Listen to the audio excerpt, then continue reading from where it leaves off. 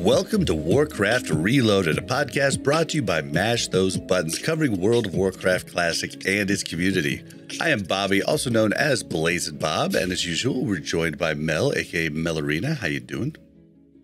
Hey, I'm good. I don't know if it's as usual. I think I've missed a couple shows lately, so. Yeah, you just missed one.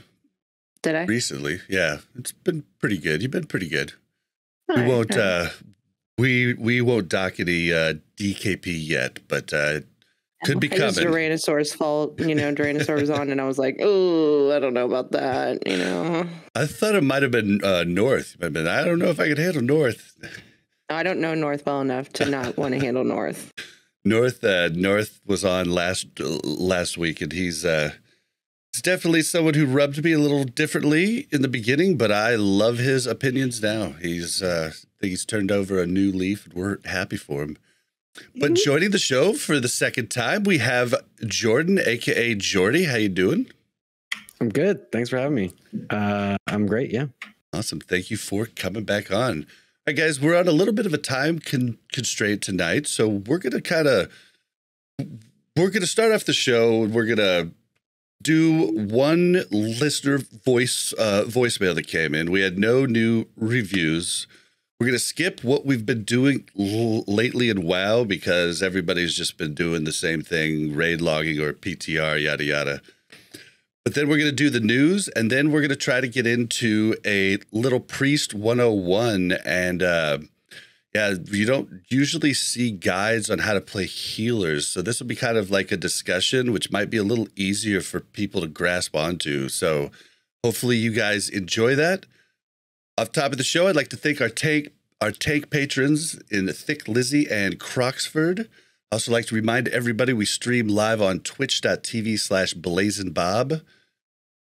I want to say that, we have Rested XP, and if you guys, need a guide for Classic or Retail, and soon guides for other games besides WoW, definitely check out restedxp.com. Use coupon code RELOADED or go to warcraftreloaded.com/restedxp, and you can check the link in the notes as well. Okay, we had one new voicemail this week. I apologize because last week I told you guys in Europe that you would be able to call in now over the internet, but I forgot to tell you where. So the way you do that is you go to speakpipe.com/Warcraft Reloaded, and it is in your web browser. You can do it on your phone, or you can do it on your PC.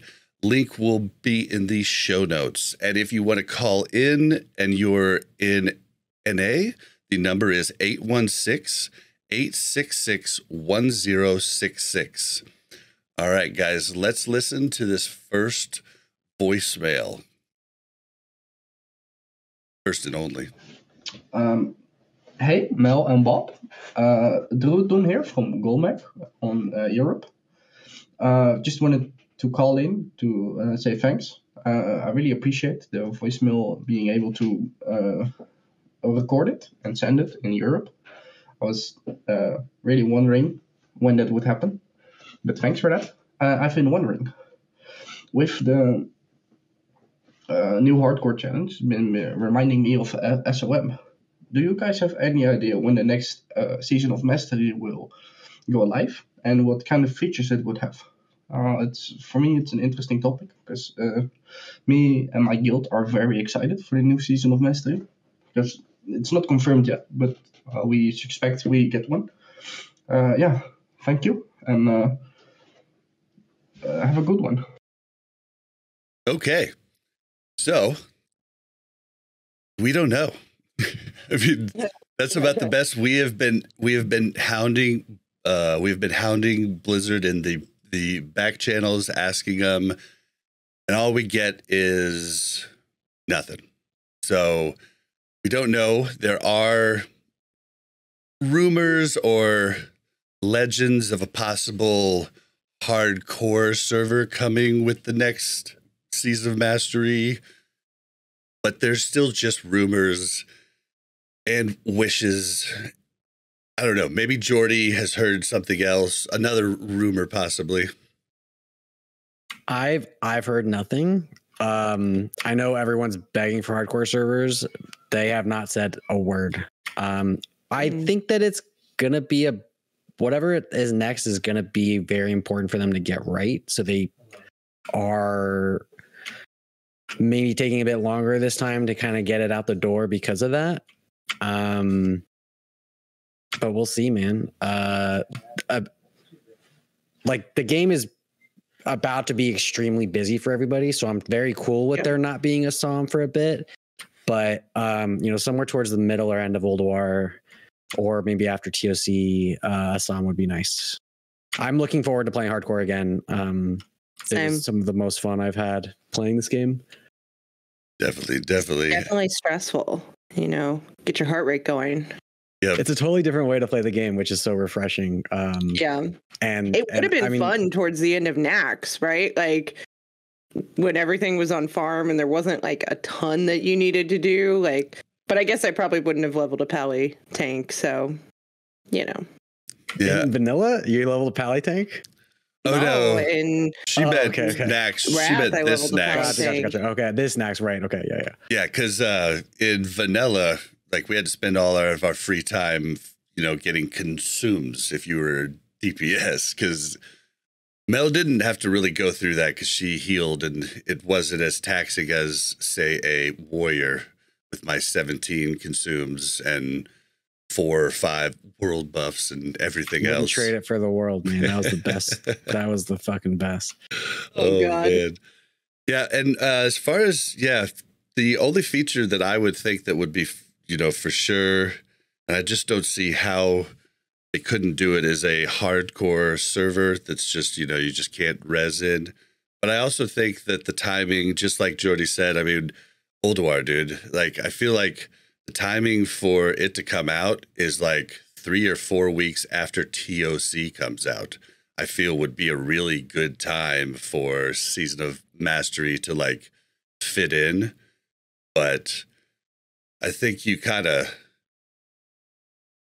they've put so much work into Ulduar. I just don't see how they are okay with putting out Season of Mastery during it, but I could be wrong. To make Season of Mastery successful, I think you have to capitalize on some of the other classic gamers that aren't just Season of Mastery players, right? Because I think there's a small portion of people who just want Season of Mastery, but I don't think it will be successful or continue if that's the only people that they're trying to target, right? So I think they do need to wait for a lull in content in Wrath for them to roll that out, for it to be as much fun for everybody, right? Because even the people who just play Season of Mastery or just want Season of Mastery, they also want it to be populated. They don't want it just for their guild.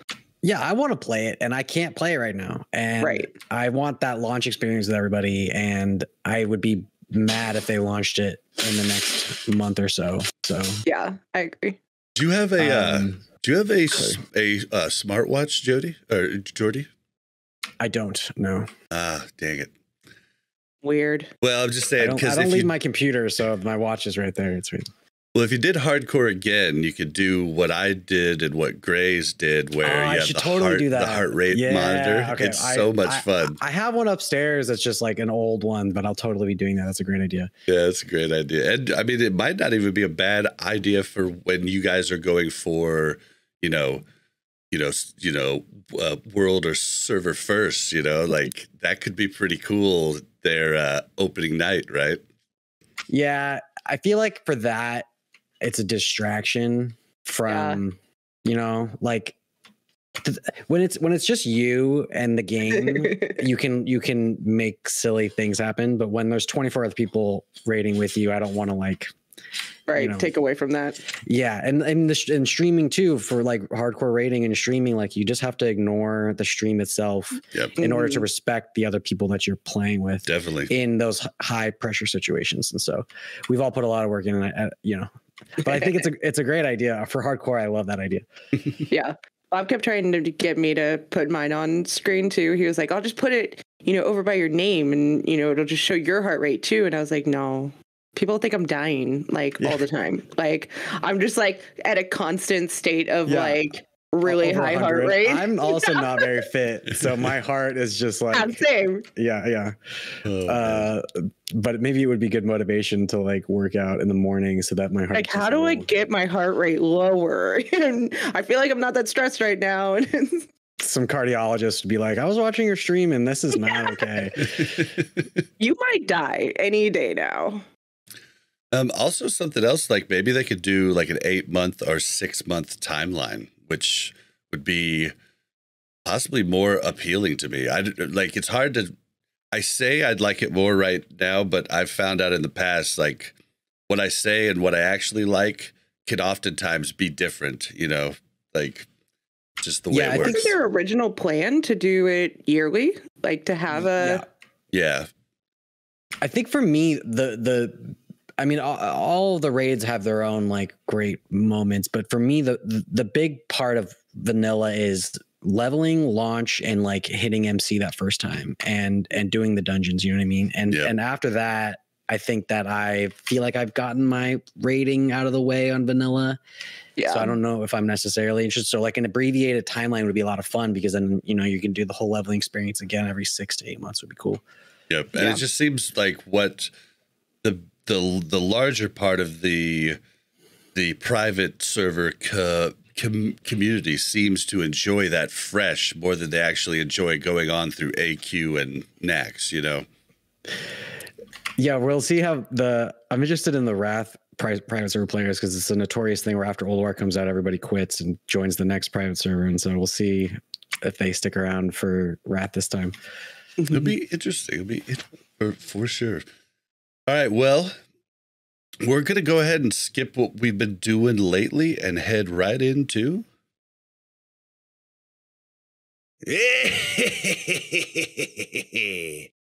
Time for the news. I think we got Joardee. Joardee was stuck in the best position ever. Am I good? Yep, you're good now. I have but no idea you were what happened. stuck with like your hand in your shirt, like Yeah. I was yeah. Oh, you man. caught me. All right, so the first up on the news is Wrath of the Lich King Classic PTR. Basically, they were testing cross-realm arena and battlegrounds. This will allow people to group up with people on a different realm, NA to NA, Oceanic to Oceanic, and EU to EU. You won't be able to cross over between those different battle groups, at least not at this point. They're talking about doing Oceanic, but like merging that with NA, like they tried to do a long time ago. But basically, you'll be able to join a group. The group lead can queue you for BGs or arenas. Did anybody try this, and do you think it's a good change? It's been a long time coming. I feel like it, especially with the locked servers and wanting to get arena partners and all of that, I feel like it was a positive change for a lot of people. I don't do any arena or battlegrounds, so it had no impact on my life, but Blizzard doesn't often do like changes that feel like they come out of left field. This is one of them where I was like, oh, nice. This is great. We need this. And I didn't even think it was coming. And hell yeah. You know what I mean? Yeah. There's just no downside to this, I think. So everyone wins and we're all happy. Yeah, I agree. Well, yeah. And when you look at the top, 100 teams, like they're all either Benediction or Fair Alina. And if you're trying to get into it, you know, you're not gonna like the pool of, you know, potential partners is really low if you're not on one of those two servers. So, and BGs, I mean, you're already grouping with people from other servers anyway, you know, so why not allow that? I mean, this does open up the door for possible cross-realm dungeons and raiding in the future, though. Careful now. I know. But at this point, like, it's like everybody just wants to be on the big servers, you know, not everybody, of course, but from what we've seen, the majority, and people are still trying to get on them. They just can't. And I don't even know when they're going to open those back up. Yeah, we've been asking for them to open Benny or Fairlina or whatever for a while now, and there hasn't been a queue in a long time, but Ulduar is coming, so we'll see what happens. If I had to guess, there will be a queue, but it won't be nearly as bad as launch. Launch was awful. Launch was horrible. But we'll see. I mean, the population of the game is not really going to go up from this point on, right? And so we need to figure out a way to get everybody playing together, because it's going to be bad if there's a bunch of disparate groups scattered or out, you know. I don't know. Yeah. Yeah, it's been a bummer for us, you know, personally, like Mel's brother's still waiting to move over so he can like raid with us, but you know, like by the time he gets over, you know, everything's going to be over, the spots will be filled, you know, like, so yeah, it's a tough problem, and I don't know how they really can deal with it at this point. You know, they could have dealt with it if they would have been a little bit more proactive earlier, but at this point, it's just rough. But I don't see why this wouldn't go live. So, I mean, you could probably expect us to see this soon. So if you got friends on other realms that you know you don't get to do much with, well, you can PvP with them now. All right.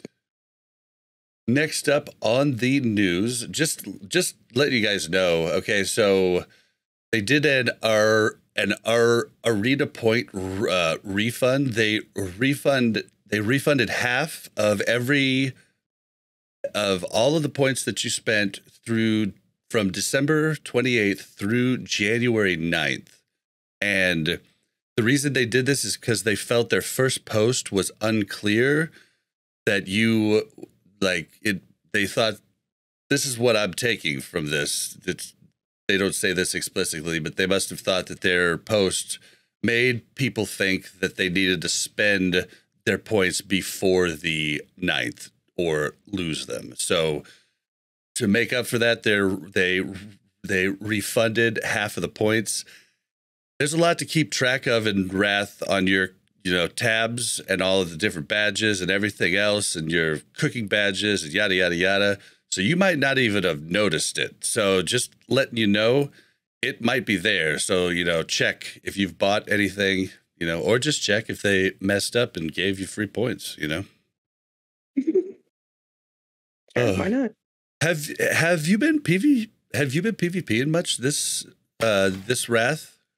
I've been doing a fair amount on my priest. I think I hit 1800 in a 5s team, but that's, you know, nice. Mostly them carrying me. I'm not great at PvP. I'm not either. When you're a priest, you just get destroyed, and sometimes it's just like, I'm tired of them beating on me. Especially in 5s. Like in 5s, it's like every single person just locks on you, and there's just nothing you can do. And then everybody's line of sight, so it doesn't matter. Well, it's like, I hope that they're dead before I'm dead. That's the goal. And you know, it's not the most fun. I get that, like, that play is like, I think that's probably still the right way to go versus what Retail Arena looks like, where it takes you 20 years to die. But it does really grate on you eventually, where you're just like, ugh, I'm just tired of constantly being stressed and trying not to die. Because it's like, I tried to play Arena with a druid, and that's like all I was doing with my druid, right? I found out very quickly that I was not druid good at druid. In TBC, like, druid was tough. Bobby was like, no, you got to switch to Bear. You got to charge it. I was like, listen, I'm a healer, so I don't know what you're talking about here, but that's not going to happen. And then he'd be like, Cyclone. And I'm like, okay, I did Cyclone, but then they ran away. Okay, like, I don't know what to do about that. Like, you have to start casting before his it mobs runs are out. not as predictable as the mobs that I'm used to fighting. Yeah.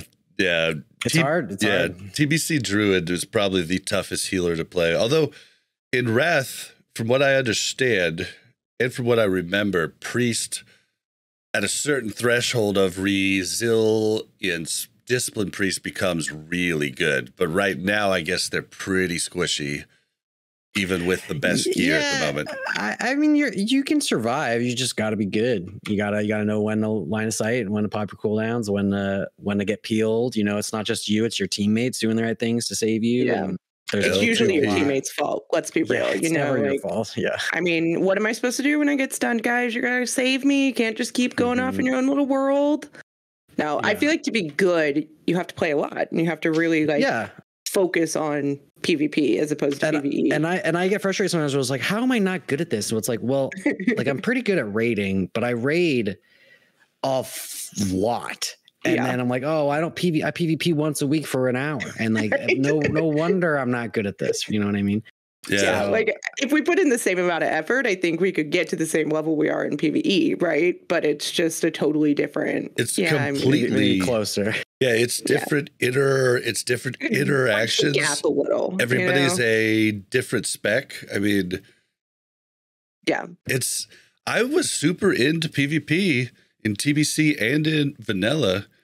I just have not been really into it in Wrath. I've been playing two different characters. I've been learning how to main tank and I never tanked ever prior in my entire WoW career prior to this. So and I've been doing it on a warrior. So I've been really self-conscious and trying to make sure I do the best that I can. Cause everybody talked smack, and now it's turned out, oh, they're actually pretty good. But you have to be a little bit higher caliber of a player to pull it off is what I'm understanding. I haven't played any other tank, but that's what I'm hearing. Is that what you think? Yeah, I think that's what I'm hearing from other people.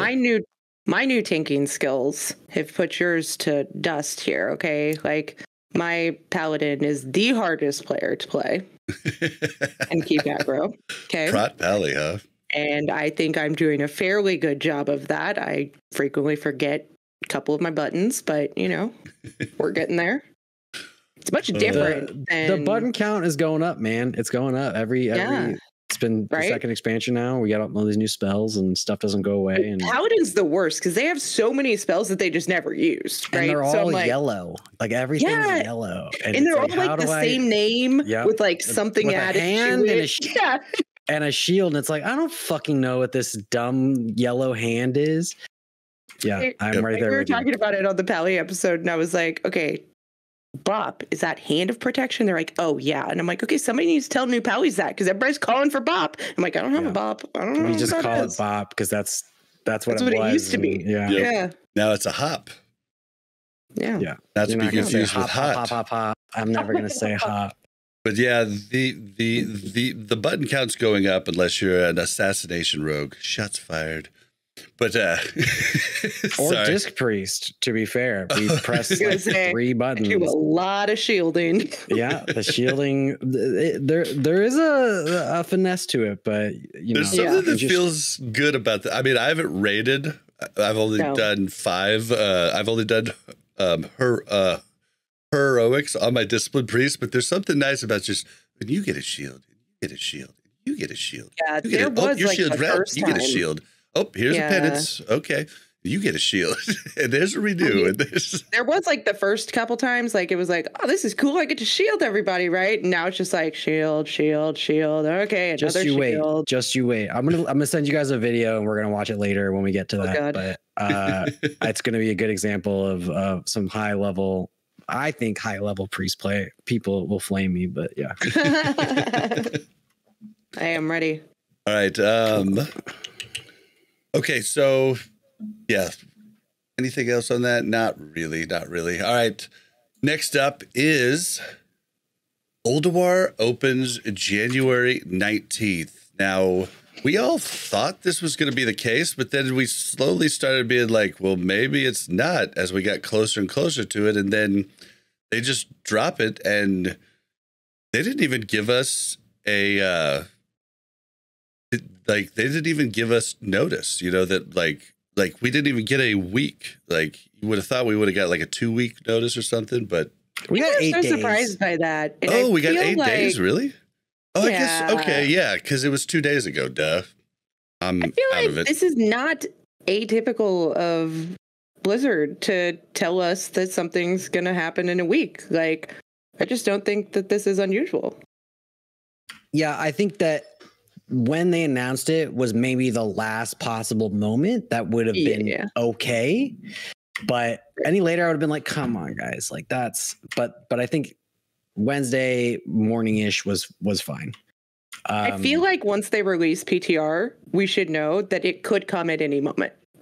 Like, it could be 3 months, it could be 1 month. Like, I feel like once they release PTR and they're testing the raids, there's a time where it's like, okay, either everything's really effed up and you're going to have to wait a while for this, or things seem to go smooth enough that they're going to go ahead and release it.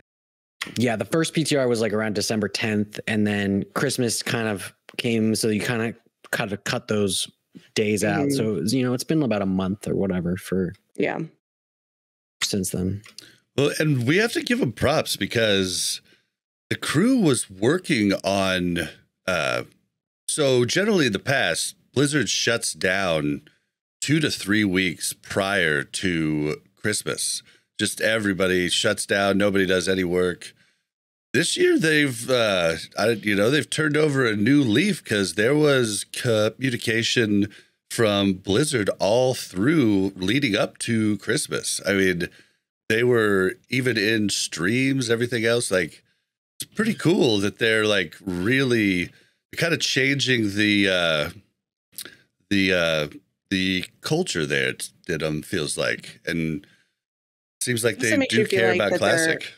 Yeah, maybe makes you feel like their internal numbers are showing that Classic is doing pretty well in Wrath, right? And they're like, oh, guys, maybe we should pay attention to these folks. Well, I mean, The redheaded step kid. Yeah. did you guys see that? Give 'em a little love every once in a while.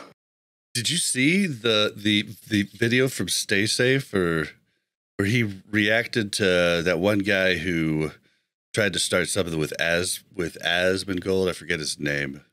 YouTuber. So in this YouTuber drama thing, Yeah, I is forget. beyond my I should get into some YouTube drama. right. We should Somebody gotta go find at someone- Joardee I got to on find someone to YouTube. beef with. You need a rival.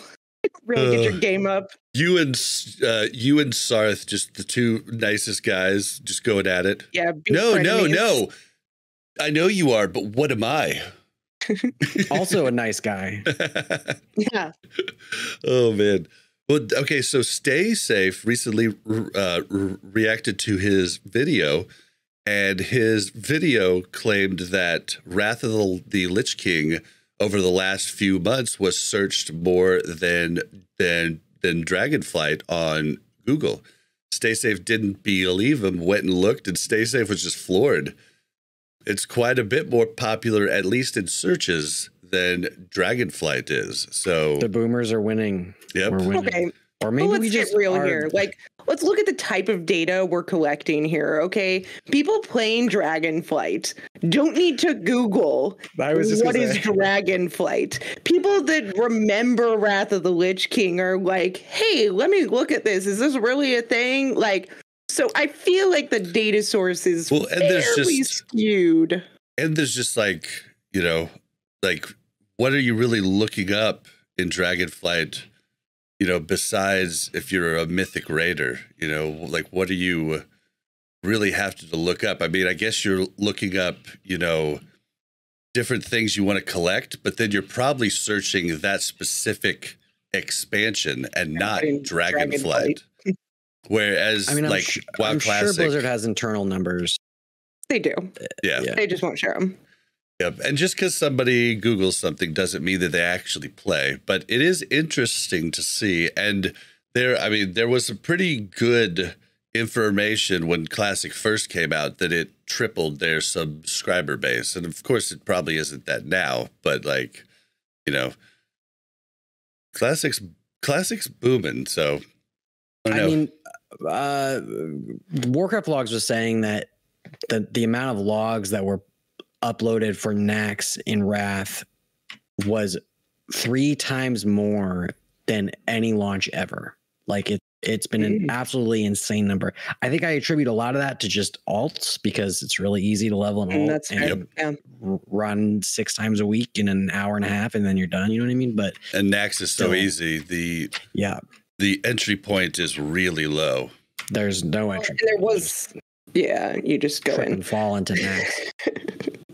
But it wasn't hard, so there was also all of that extra time to level those alts and still be able to go. Like, I've never raided with 2 characters. I'm not sure I love this whole raiding with 2 characters now that Ulduar is coming out, because I'm like, wait a minute, now I have to do, like, I was just raiding 2 days a week still, because I was doing 1 on my main and 1 on my alt night. I'm like, wait, now I have to do 4 days a week, and one of them will be, like, my priest one will be good, and we'll be going after hard modes and things like that. The other one, where I'm on my pally tank, thank God we're not, super hardcore there, because I don't think I could do that.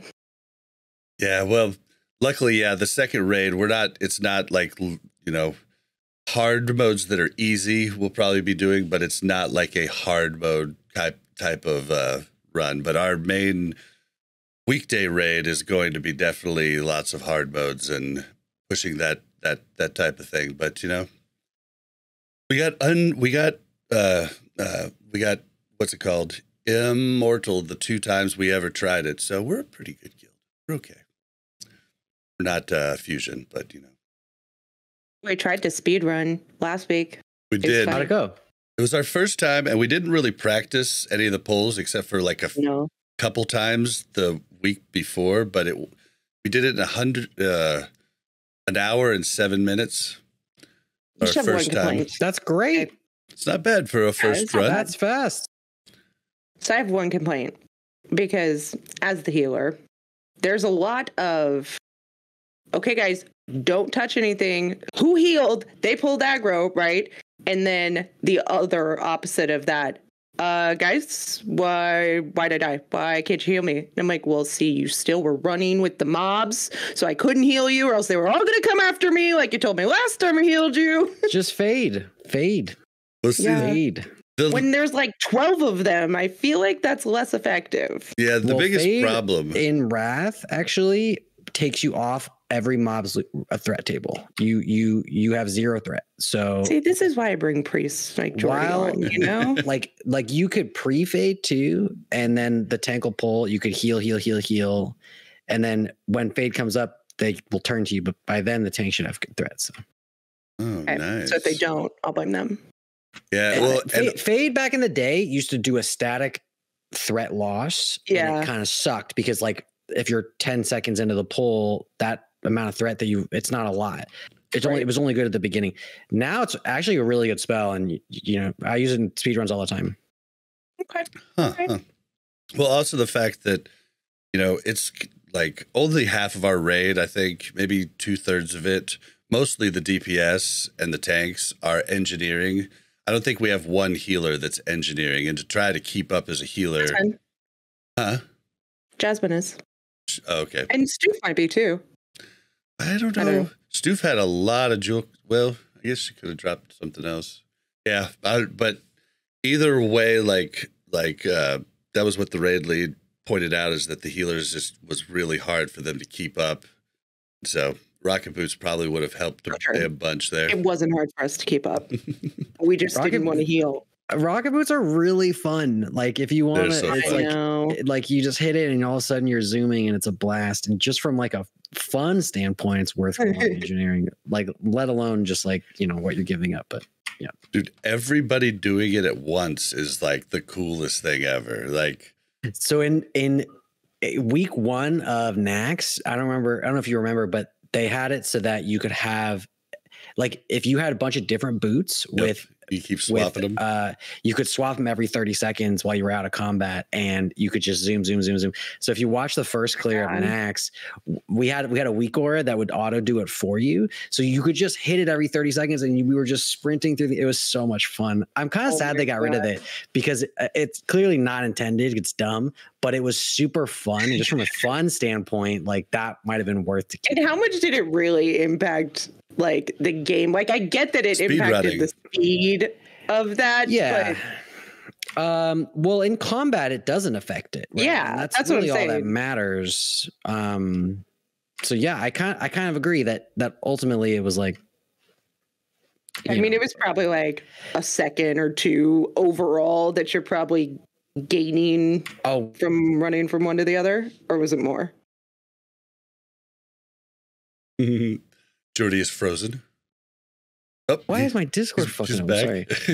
I'm so sorry. No, it was really fun. Yeah. Yep. All right. Well, so as far as Ulduar, there's tons of good Ulduar PTR discussion. I would point you guys towards Classic Life podcast. Joardee's been on there a bunch. And there's a bunch of other people on it. They talk a ton about it. So we're not going to get into it a ton here.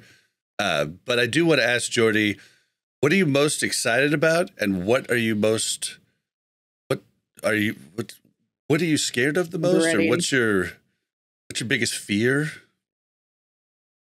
I'm really excited for week 1.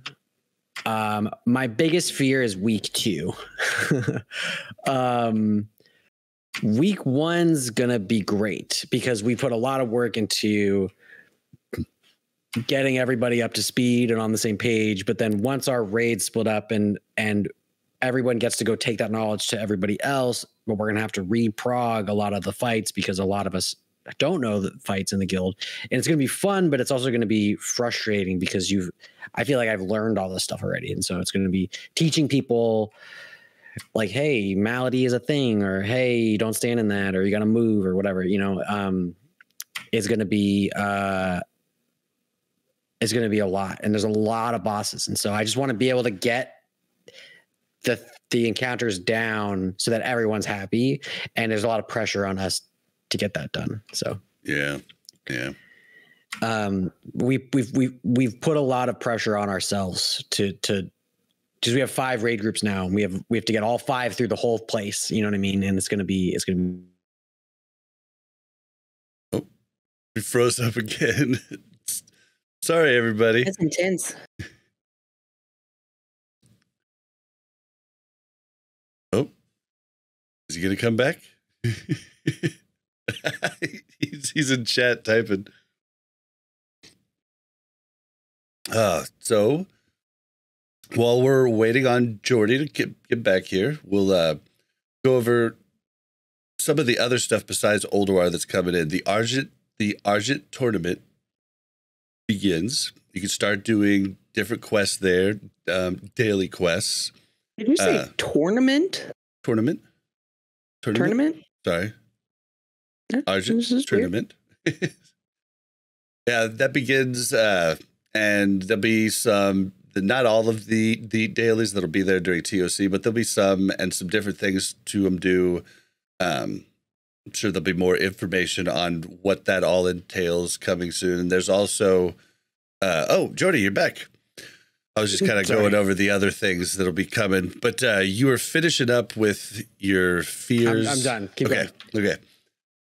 So we talked about the Argent tournament coming and some quests out there to kind of get started and get rolling, get ahead of the game. And then there's the Titan Rune dungeons that are coming also. You've done some of these. They're going to be pretty easy with our gear, right? Yes. Free 10-man Nax gear. So, hey. Yeah, but on top of that, so the way I understand it, the daily is the only one you can get the new emblems from, correct?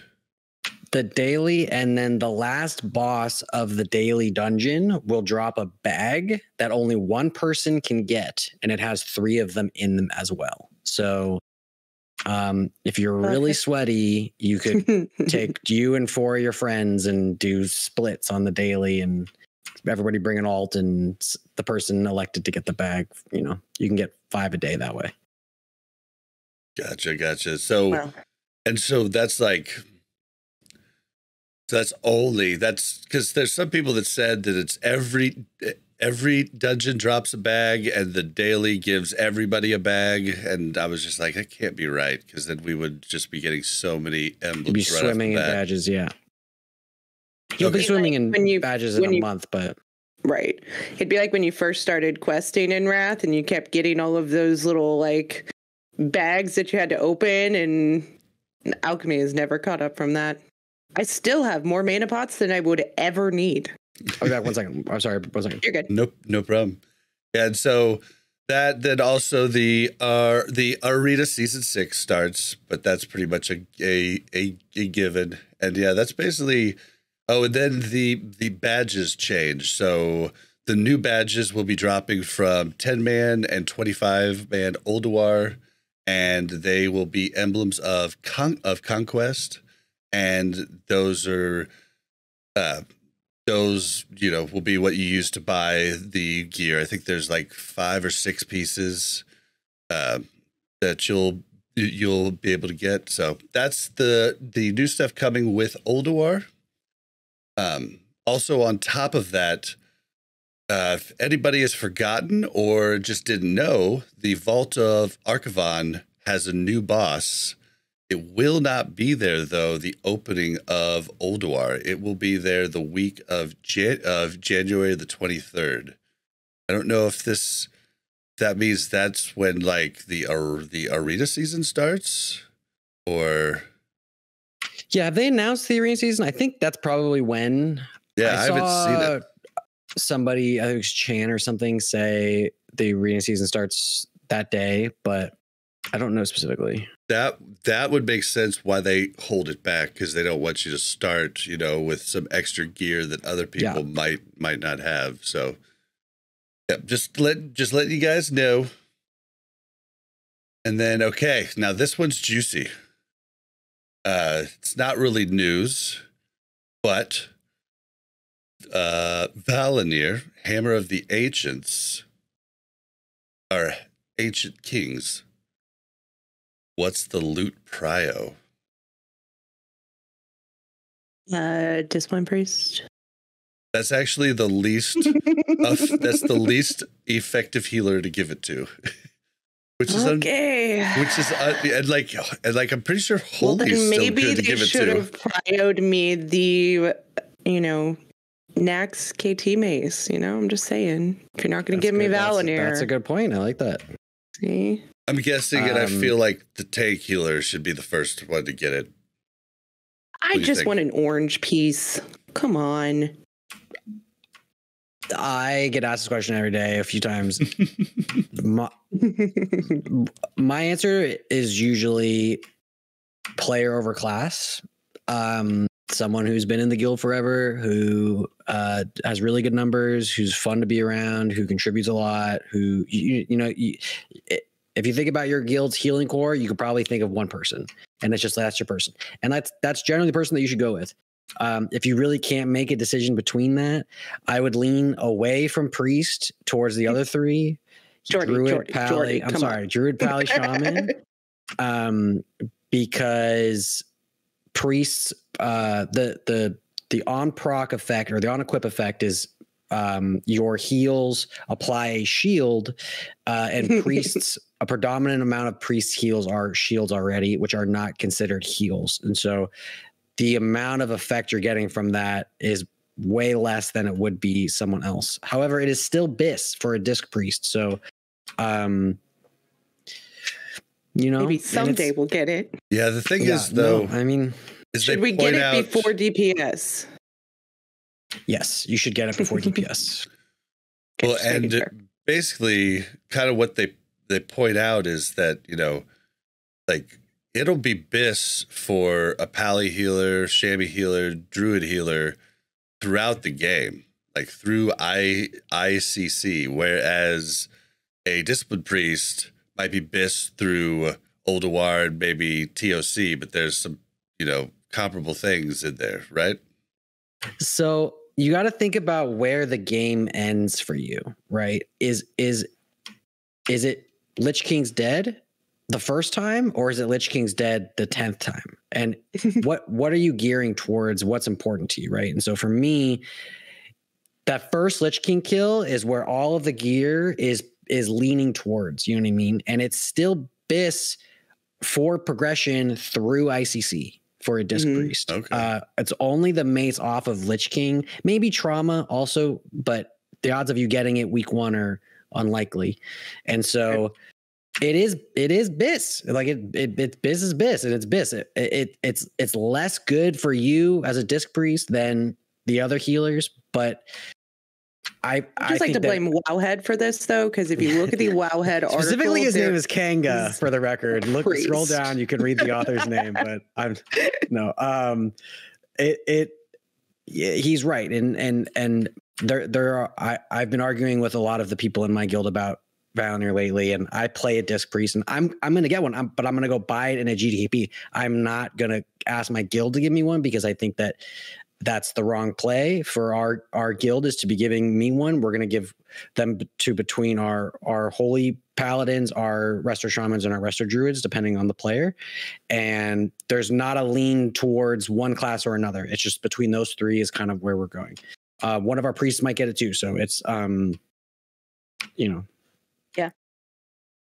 Yeah, I won't be mad if I don't get it.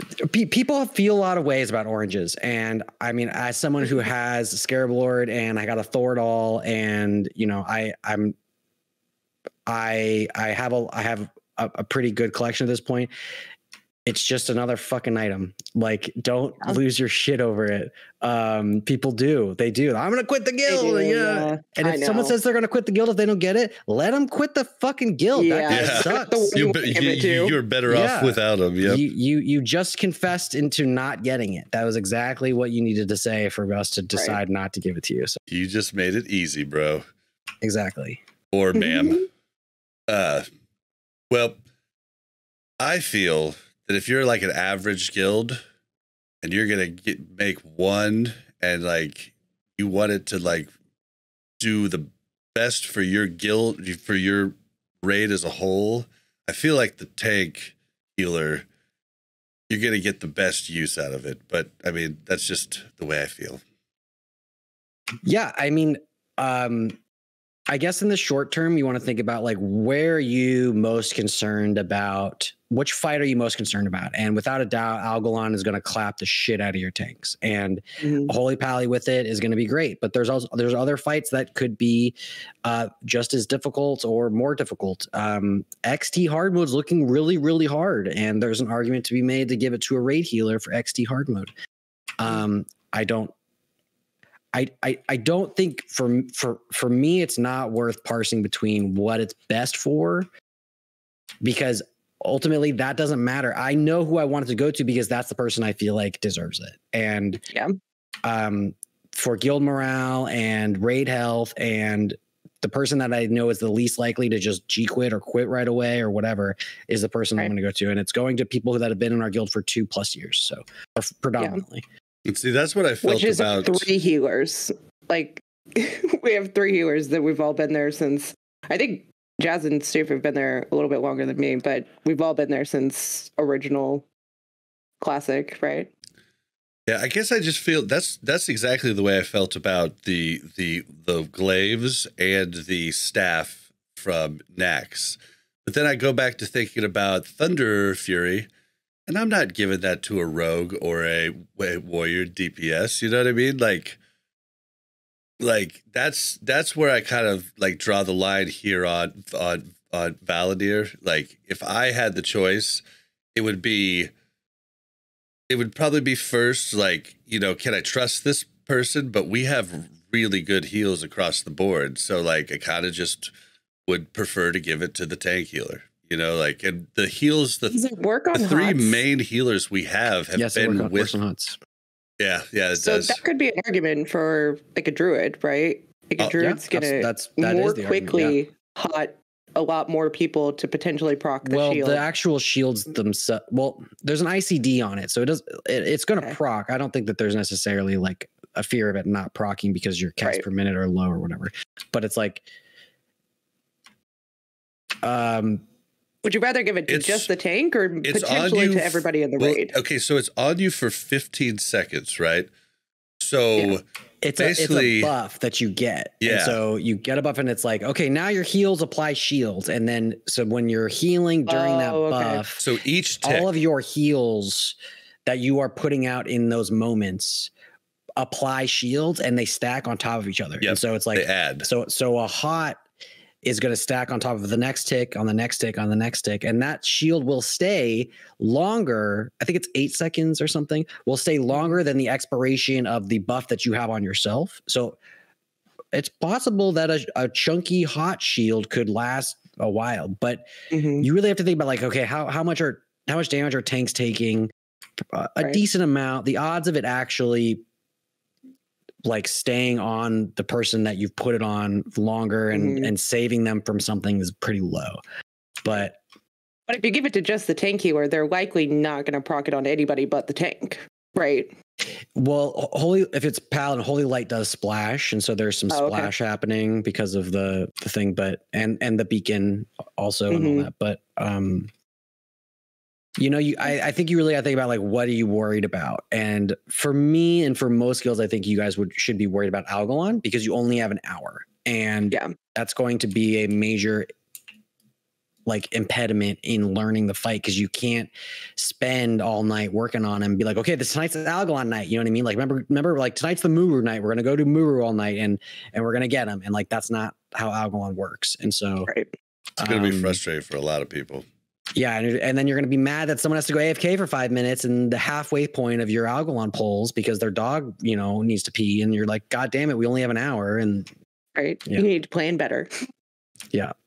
Yep. Strap in.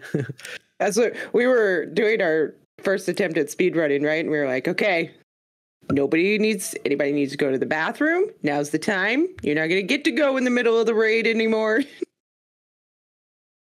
It's fun. Yep. All right, well. Yeah, there's going to be a lot of that. And you'll be in Ulduar a long time, so there'll be a lot of bathroom breaks. Yeah, well. We'll probably have to go back to our, like, mid-raid, like, 5-minute break that we did before, where right now it's just, like, people can go to the bathroom and make it back, and they'll be fine. Yeah, well, it's going to be a tough call for a lot of people.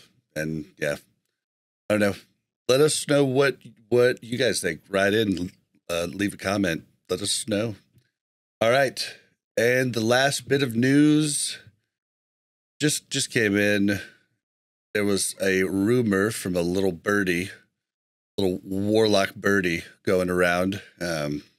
Talked about flame cap getting nerfed, and it got nerfed in a sense, but basically it just now is on the same CD as potions. And so flame caps have plummeted. If you watch prices, it is nuts. It's plummeted down, and hopefully you sold them because,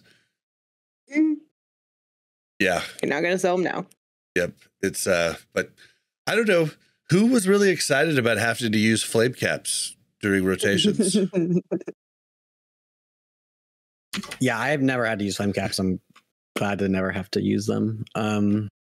That was definitely one of those investment things early in TBC where I was like, these will probably be really sweaty and good down the line. And I bought like 500 of them. And did you sell them? I sold them like halfway through TBC. It was like, I don't want these anymore. And I just sold them. But I know people that sold like 3,000-4,000 the last couple of days and made lots of money. Yeah. Yeah. And the people that bought them have got to be pissed. Yeah, right. Oh, I don't know. I wonder how Crix found that out. That's hilarious. That was he was the source. Yeah, I have no clue because I didn't see anything in the back channels or anything. So yeah, I sold. I was sitting on like 250 Black Lotus like towards the end of vanilla, and I sold all of them right before they changed the spawn rate and made so much gold. And that's what let me buy my Scarab Lord mount was all that gold I made from that. Wow. Did you ever pay back all the gold that you had to borrow for your glaive? I did. I sold like a jillion snowballs, and because I was sitting on like a mountain of snowballs and just a bunch of random shit, and I liquidated everything, and I just like raided bare bones for the rest of TBC. So, oh, dude, I have been selling snowballs forever. It's such a good money maker. It's printing money, dude. You just fill a bunch of Alt's banks with them. Is just send them in the mail back and forth every 30, 60 days, and you just have a jillion. Like I had so many, and I was using them in TBC just to throw them at bosses and get mana back. And I was like, I guess I don't need this anymore because I got a glaive, and yeah. That's awesome. All right, well, that's it for the news, guys. Let's jump into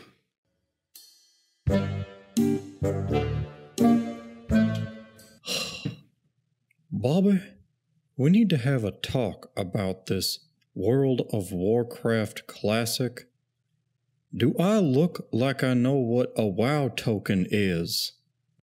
All right, this week's discussion is going to be a Priest 101 talk. Priests are I mean, just healers in general are hard because, there's not really, DPS, you have a rotation. Yes, it does change up with different mechanics, and, you have to know what to do in different situations and positioning. But I feel like healer is really like whack-a-mole and pretty tough to like make a guide for. So we're going to kind of talk through some of the basics, and then we're just going to kind of get into a conversation about what to do in certain situations, what to prio, and that's going to be our discussion. Hope Mel's been maining a priest forever, so hopefully she can help carry me on the questions here, because I'm very new to healing and have not done much of it.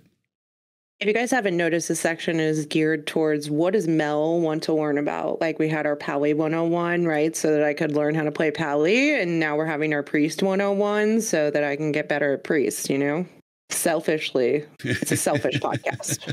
It's fine. All right. So we'll probably talk about discipline and holy, but let's just get into what are like the important buffs that you need to maintain on yourself and on the raid group. Mel? Fort, Inner Fire, Spirit, Shadow, Shields. Those are the big four. There's Fear Ward. No. Okay. Fear Ward used to be a dwarf only racial for priests, and then it got changed in TBC. Maybe I can't remember if it was TBC or Wrath. Yeah, TBC. Are you a dwarf priest? Oh yeah, still a dwarf. I have a Draenei as well, but the dwarf is the goat. The goat's the goat, but the dwarf is the OG.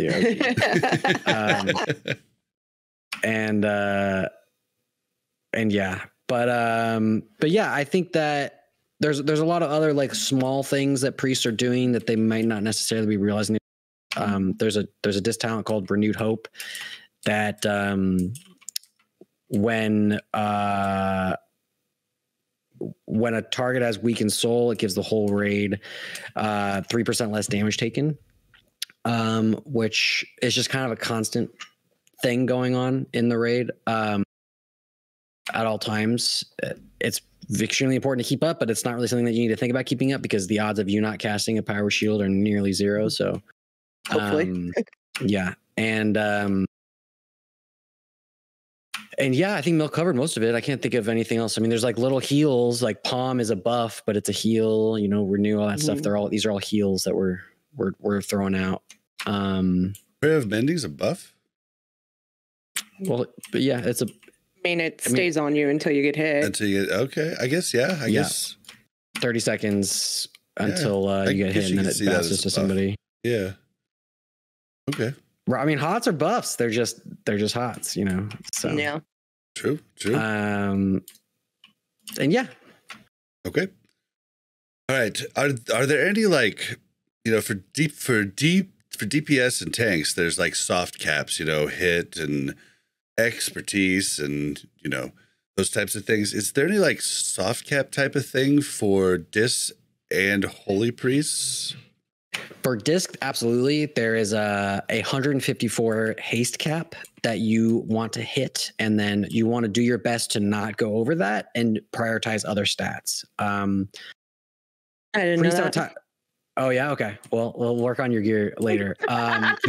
Priests have a talent called Borrowed Time that every time they cast a powered shield, they get a buff that increases their spell haste on their next cast by 25%, which approaches the hard cap of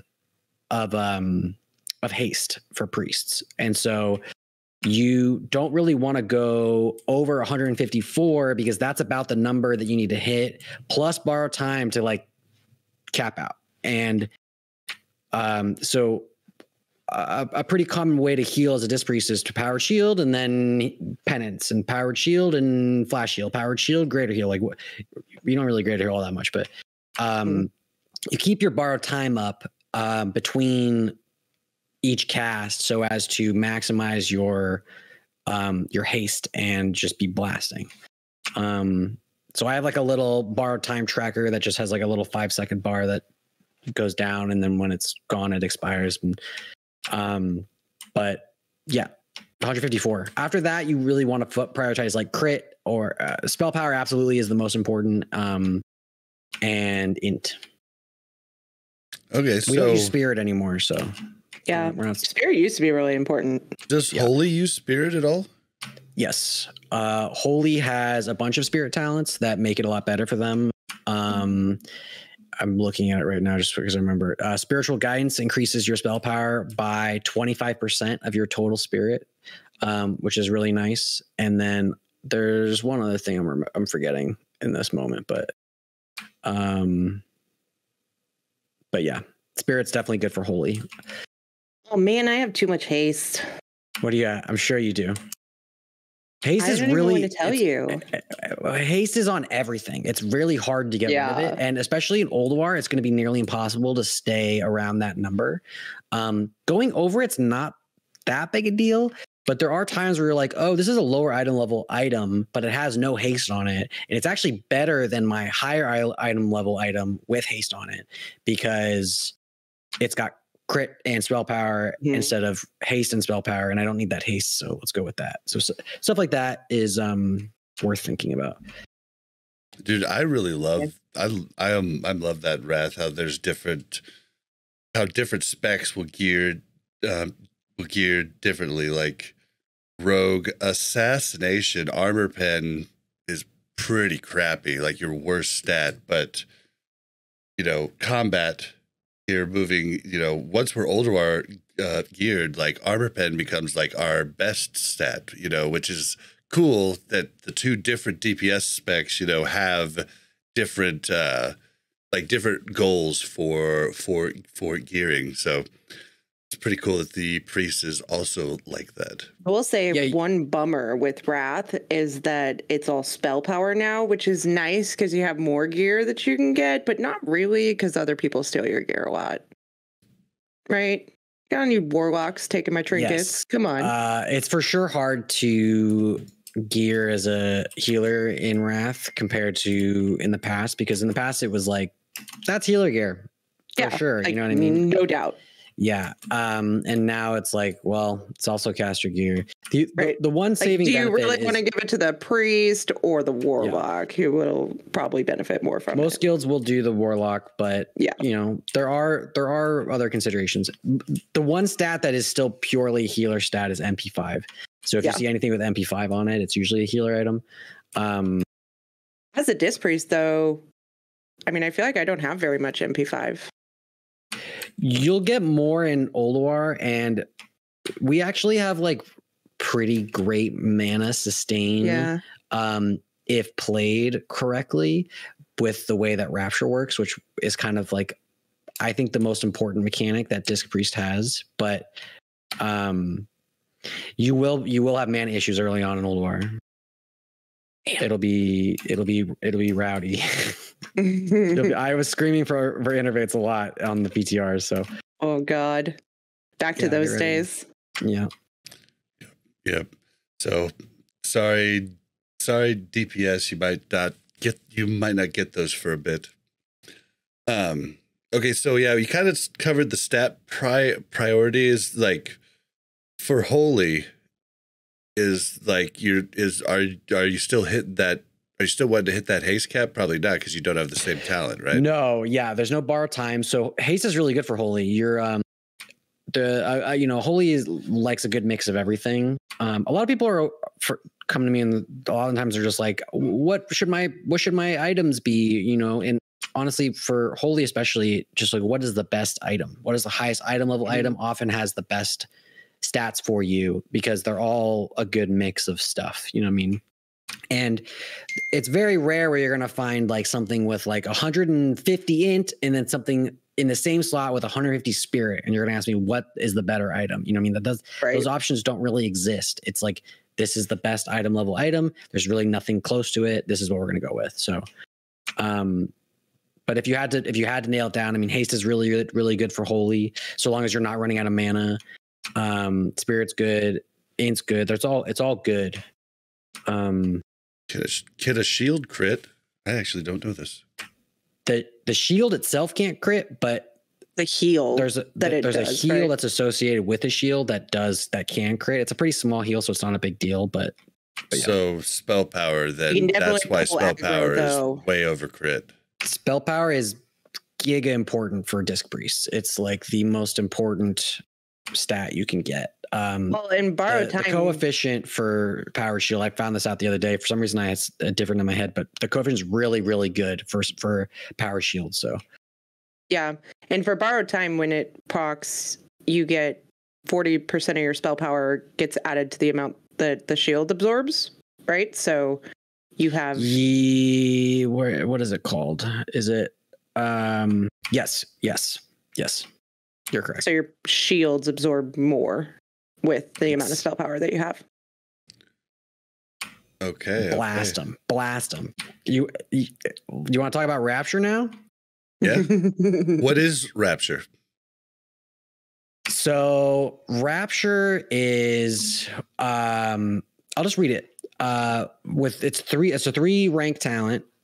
When your powered shield is completely absorbed or dispelled, you're instantly energized with 2.5% of your total mana, and you have a 100% chance to energize your targeted shield target with 2% mana, 8 rage, 16 energy, or 32 runic power. This effect, and this is the most important part, can only occur every 12 seconds.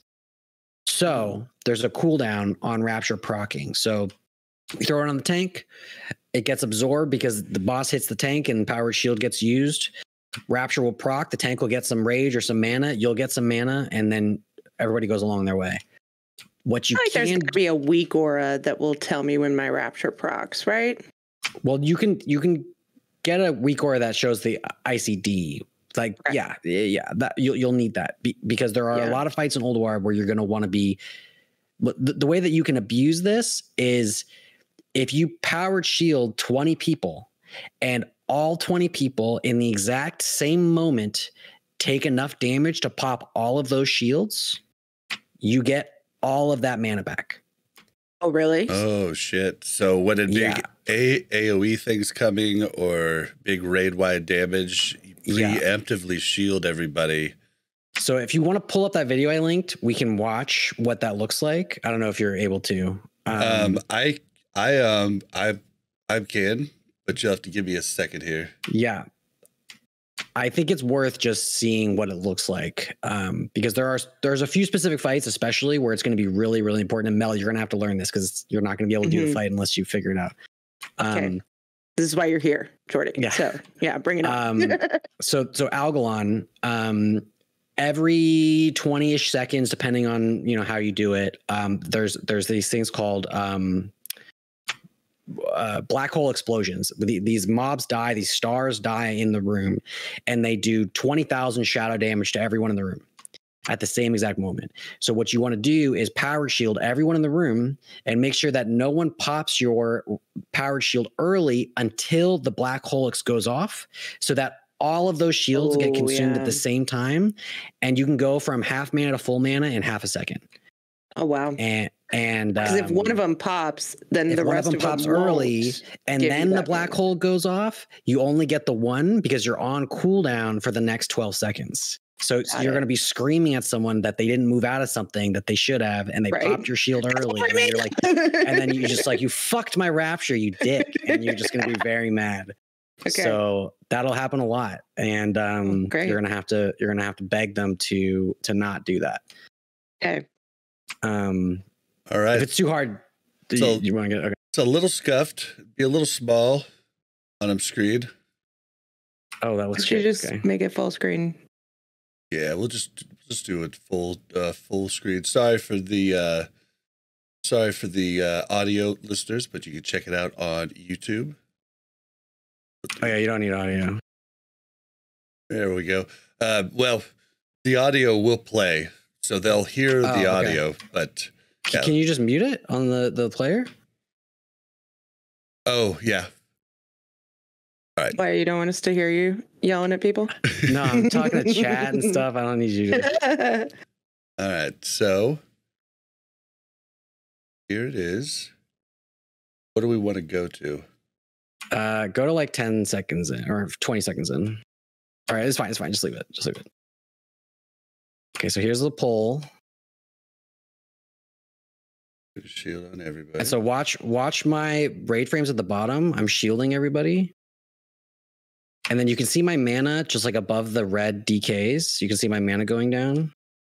Yep. And the collapsing stars are spawned. So that X is on the left. Ooh. Okay, so pause. Oh, you went past. But yeah, look at my mana. Went back to full. Yeah. And so that is the way that Rapture is abused. You got a whole third of your bar back too, and if you were already low on mana, that might have filled you. Absolutely. I mean, it was 20 people at 2.5%. That's 50% of my mana is right there. Yeah. And all of those people also got rage or mana or energy or whatever, not just the one person. All of those people got some. Right. So I'm increasing the raid's DPS. I'm increasing the healer's mana. I'm increasing my mana. It's a lot of abuse of a mechanic. So in Ulduar, there's going to be a lot of that you got to do. There's Freya. There's that. There's a Iron Council. There's some. That's awesome. It's a fun mechanic. Here. Thank you. It's a fun mechanic. It's difficult to manage, but when it works, it feels amazing. That's awesome. That's a really good tip. Okay. Strengths and weaknesses of the two specs, or maybe just what they're best for. I mean, it's pretty obvious, but I mean, this could be going to people that don't know anything about priests. You got to think about that. I don't know, Mel. What do you think? There are no weaknesses. We are the best, no matter what. Around.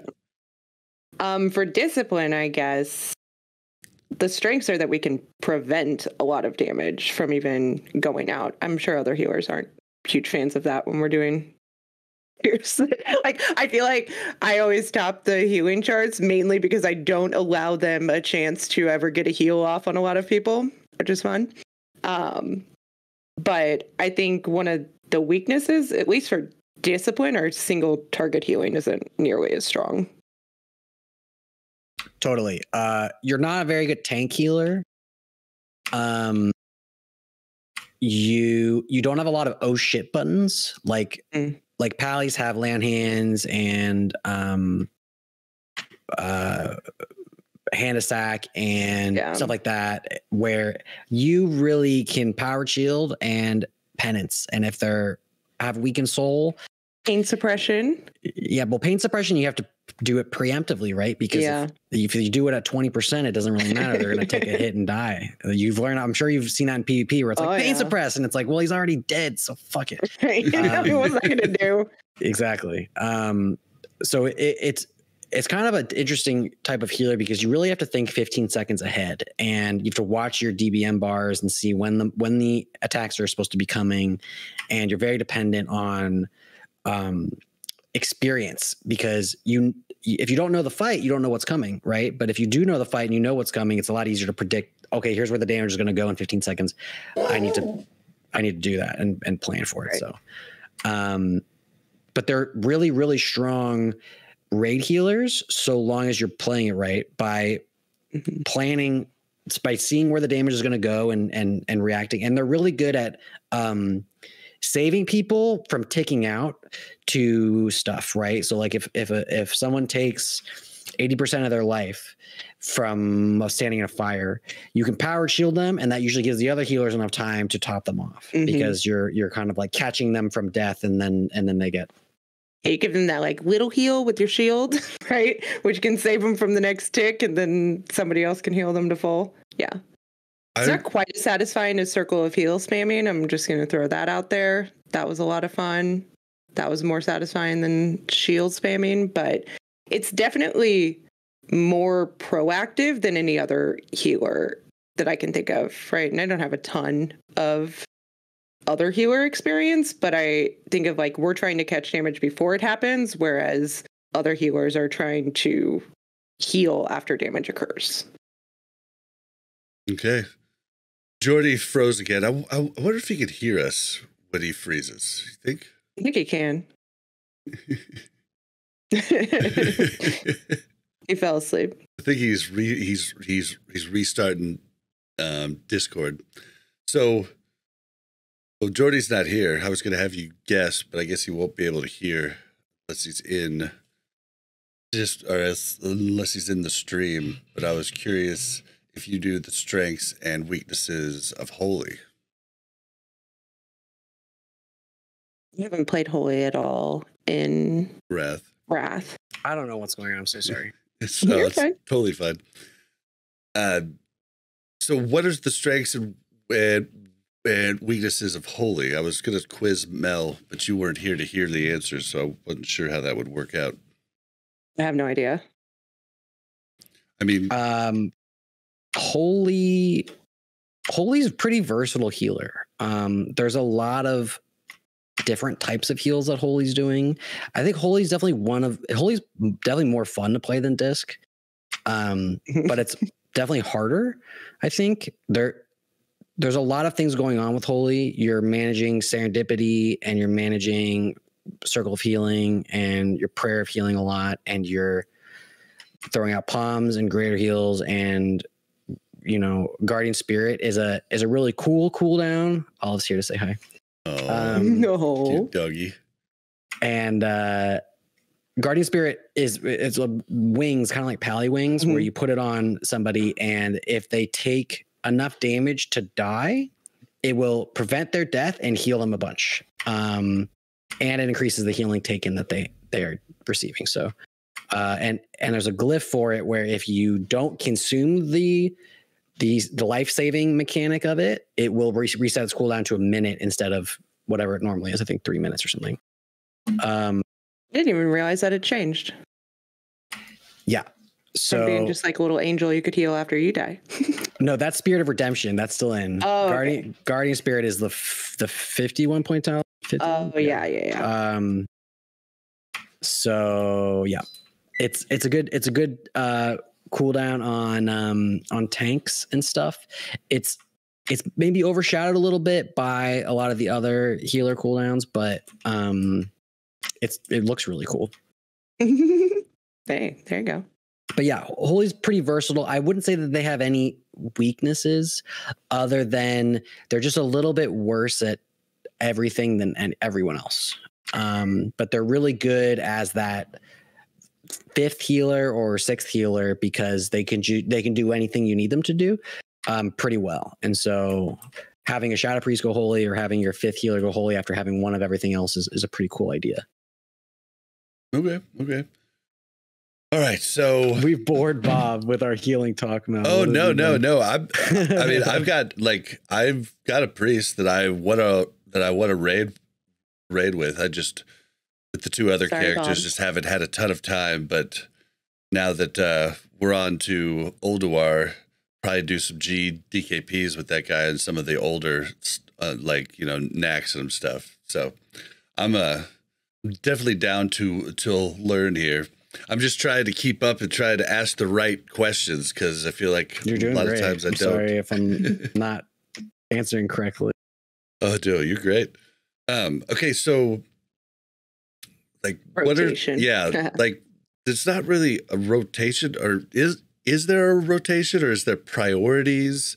Like, let's cover discipline first. Like, what are your most used abilities?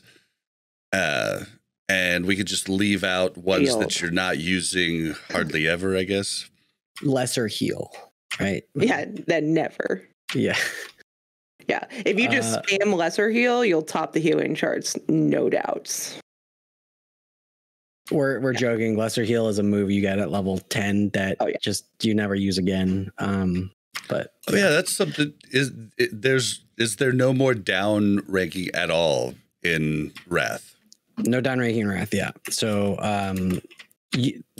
Priest has the one. Well, Priest and Hunter have the one possible use of a downranked spell in Powered Shield, where you might want to downrank in order to trigger your Rapture. It's a pretty severe edge case, and I'm never going to do it. But some people have talked about it possibly being it's like super sweaty, right? Yeah. I don't think it's necessary. Yeah. Okay. And then as far as like rotation, I don't know, Mel, what do you use? It goes like this: shield, permanent, renew, shield. Yeah, that's pretty much. Penance? Penance, yeah. Penance is really strong.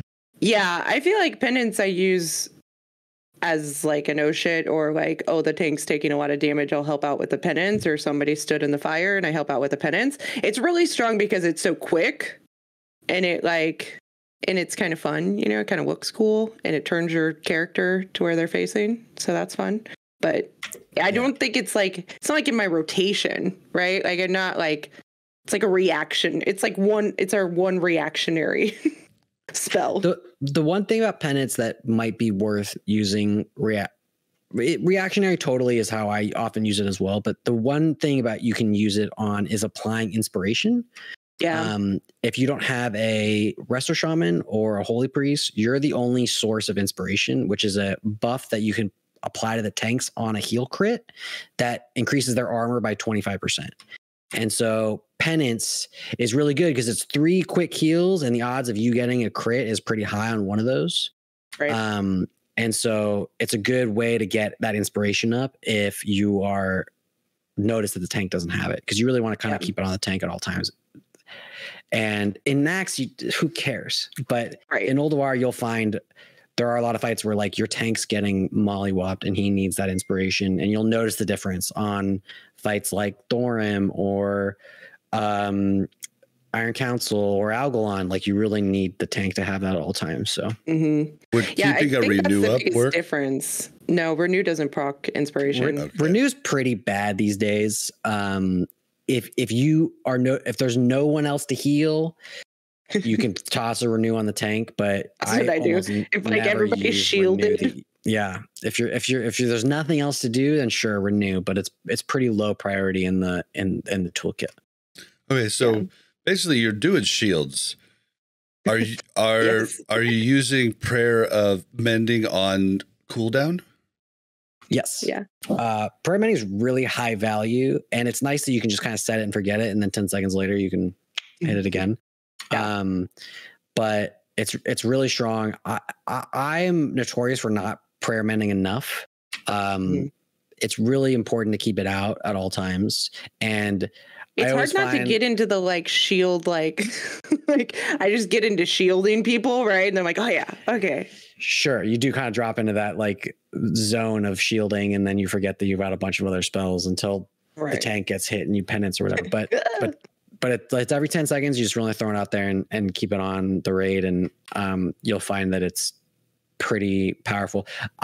There's some pretty degenerate stuff you can do with Palm, like throwing Palm on somebody but not power shielding them because you want them to take damage that it bounces and stuff like that for the heal meters. But I'm not sure that's necessarily like the best use of it. It's just usually if you throw it on the tank, it's gonna bounce to somebody pretty quickly. The one thing about throwing on the tank though is sometimes he's far enough away from everyone that it doesn't bounce, depending on the fight. Yeah. But you know, sometimes it's usually fine. Is there anything else you use on CD in between the shields too? See, I guess I've been overusing Renew in dungeons. Like, I guess I shouldn't have been doing that.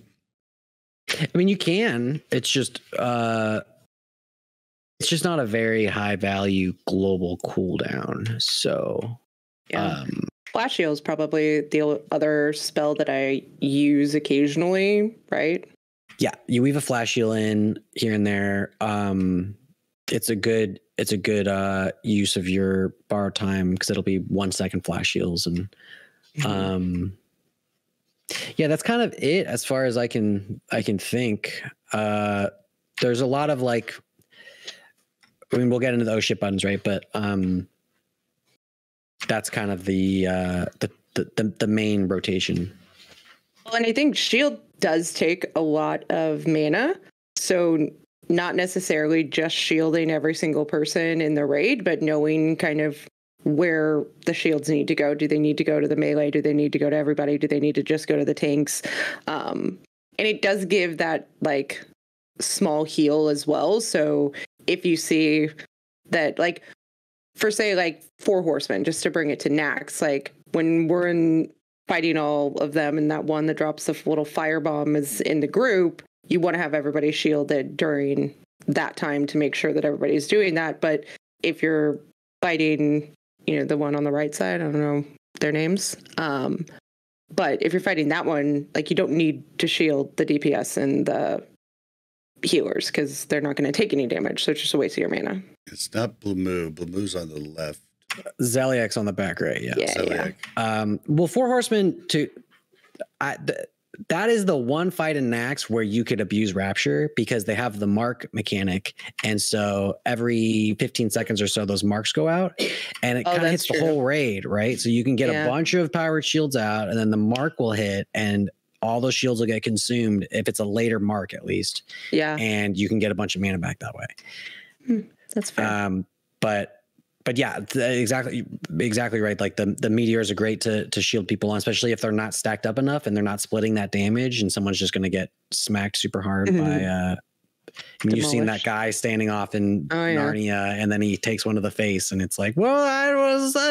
It's like, where's my heals? Yeah, you got one shot, sir, so I can't do anything. What about like your hymn? Are they both called hymns? There's one that heals and one that gives mana back. Oh, we lost. Yeah, Hymn of Hope Joardee. and Divine Hymn and Hymn of Hope, right? Okay. Joardee. Oh, we lost him. We lost him again. I thought he was like, no, Melissa, that's not it. The face is great. I was like, I'm pretty sure that's their names. Yeah, Divine Hymn heals, and then Hymn of Hope gives mana back, and Divine Hymn will heal other people as well in a 40-yard range. And so that's really good. It's a channeling spell, though, so it's hard to, in my opinion, make it the most efficient. But it's good, like, if you're doing that one boss where you can only heal once every 12 seconds. I don't know. Kim does it a lot. Kim does it. He's a shadow priest, and he'll pop a divine hymn occasionally. But yeah, he's a good shadow priest. Yeah. Joardee, am I underusing Divine Hymn? Do you use it more than I do? I try to use it once a fight. It resets after a boss dies, right? So you should definitely get it on cooldown when you know there's going to be a bunch of damage. It's really annoying that they named both of these him. It's like the paladin thing where it's hand of sack or whatever, blessings. And I always stuff. forget. I'm like, wait, do I want divine hymn? Like, if it was like hymn of life and hymn of mana, that'd be great, right? I would love that. That would be super nice. But they didn't do that. So there's 2 hymns. They're both new spells for Wrath, and Divine Hymn is one of your like, oh shit, the raid's taking a ton of damage. I need to do some triage here. And the nice thing about it is it's a smart heal that you don't have to think about. You hit it. Oh my God. Is it broke? Okay, it's not broken. I'm losing my mind here. You guys froze for a second. I'm losing my mind. I'm like you're screaming at my thing. It ticks. Here, I'll read it. I'll read it all out. Heals 3 nearby lowest health friendly party or raid targets within 40 yards for a bunch every 2 seconds affected by your haste for 8 seconds. So it ticks 4 times, and it increases the healing done to them by 10% for 8 seconds for a maximum of 12 heals. The priest must channel to maintain the spell, and it costs 2,500 mana, which is a lot of mana. So I will often inner focus this because inner focus is a buff that we get that makes our next heal free and increases the crit chance, and it affects all of the ticks of Divine Hymn. So you inner focus and then you sit there and it will just juice the raid with heals, and the person that might have just been about to die, Divine Hymn will be smart and say, oh, I'm going to heal them. And it's really nice during like crazy moments to pop it. And there's a bunch of stuff in Ulduar, but the best moment in Nax is during Saffron, when the raid's taking a ton of damage. The ice blocks have landed, Saph's in the air, everyone's taking a ton of damage. You can just stand behind an ice block, pop inner focus, and then Divine Hymn and just heal the raid to full, or the people that might have been close to death, and it feels great. It only heals 3? I feel like it heals more than 3 people. It heals 3 people, but it heals 3 people per tick. So it's so it'll pick 3 for the first tick 2 seconds in, and then 2 seconds later it'll pick the next lowest 3. And it'll just do dunk, dunk, dunk, dunk. And usually by then, if it healed the first 3, those 3 are often not the lowest anymore. So it'll pick the next 3 low. And so, so yeah. That makes sense. I was like, I'm pretty sure when I use this, there's more people getting healed. Yeah, for sure they are. And then they're also taking more healing now, which is nice for the other healers too. You know what I mean? So, so that's a pretty strong raid cooldown, and that's kind of one of your oh shit buttons. You are not powered shielding during this time, so you're losing something, but usually the HPS is higher than powered shield is. Right. And then there's also Hymn of Hope, which is a weird spell. It is another channeled spell, and it restores 3% mana to 3 nearby, the 3 lowest mana friendly party or raid targets every 2 seconds for 8 seconds. So it's the same thing as Divine Hymn, but for mana. And it will also increase their total mana by 20% for 8 seconds. So let's say your max mana is 20k, you'll get 20% more, so it'll be 24k now for 8 seconds. And you can actually abuse that extra mana with a Shadow Fiend. So if you Shadow Fiend, each hit that your Shadow Fiend does returns a % of your mana back. But if you have a total larger % of mana than you did a second ago because of Hymn of Hope, you will be getting more per hit of Shadow Fiend than you would be otherwise. So pairing those 2 things together is often really good. Granted, when you're doing Hymn of Hope, you're not healing. So it can be kind of scary sometimes to be like, all right, I'm going to sacrifice my heals in this moment. Hopefully nobody dies for my mana and the raid's mana and stuff. And the mages will be begging you for hymning and whatever. But there are moments where you can be like, I'm going to hymn. And then someone's going to go, which one? And it's like, fuck you. Like, it's so annoying. But yeah, it is. Usually so question. Yeah. Does it, so Hymn of Hope, like if you have half mana, but there's 3 other people with less mana than you, will it not give you mana, or does it always give you mana? It will not always give you mana. Oh. Yeah. So I have to be selfish about this one, right? Like, well, you can decide how to do it. It's definitely one of the ones that you get a large benefit from because of Shadow Fiend. Like over other people, but yes, you have to manage that. Usually you do get hit by it because once someone gets the buff, the 20% buff, oftentimes their mana will jump over yours. You know what I mean? Even if you're not the first one that gets hit with the tick. And the tick is really the 20% total increased mana is really the value of the spell. The actual mana that you're getting is not all that much. You're giving 3% mana to 3 nearby friendly targets 12 times. So it's not all that much mana going out. And Rapture is too short to like get any benefit out of that. Like if you popped it right before your Rapture went off and then you actually had 20% more base mana. That would work. I've never actually thought about that. Yes, you could totally time that if you were fucking amazing. I have never. You have to get a shield out on everybody, and before the thing goes off, and then push your him. So you could do it on Algalon because Algalon you have pretty. You know when damage is going to happen, so you could on Algalon, but for most fights, it's hard to line that up properly. Which would give you a couple free heals you could probably get out. Yep, then. Absolutely. Cool. Yeah, see, I'm trying to keep up. I'm trying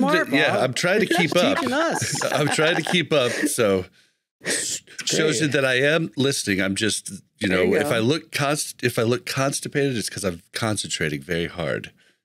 No, I appreciate it. So okay. Those are both on 5-minute CDs, or is it 6 minutes? Or no, they're long as fuck. Yeah, Divine Hymn's 8, and Hymn of Hope is 6. Okay, so they don't share. They reset after a boss dies. No, they don't share cooldown, but they reset after a boss dies. So you should use it once a fight, and then in Axe, it feels like you're using it all the time. Wow, it's like the Shadow Fiend, right? I just use it once a fight because it resets, and even if I have mana, don't need the mana. Why not? It's free damage. You don't have to think about it. Forget it. Is that one of the longest 8 minutes? Is that one of the longest CDs that resets after a boss? That's I think really Fire Alley's 10 and it doesn't. But I don't know. So bring up things like that, like things that they may change, right? Like let's just let that one slide under the radar, move on with our lives. Okay, cool. All right, so what about Holy rotation and Prio?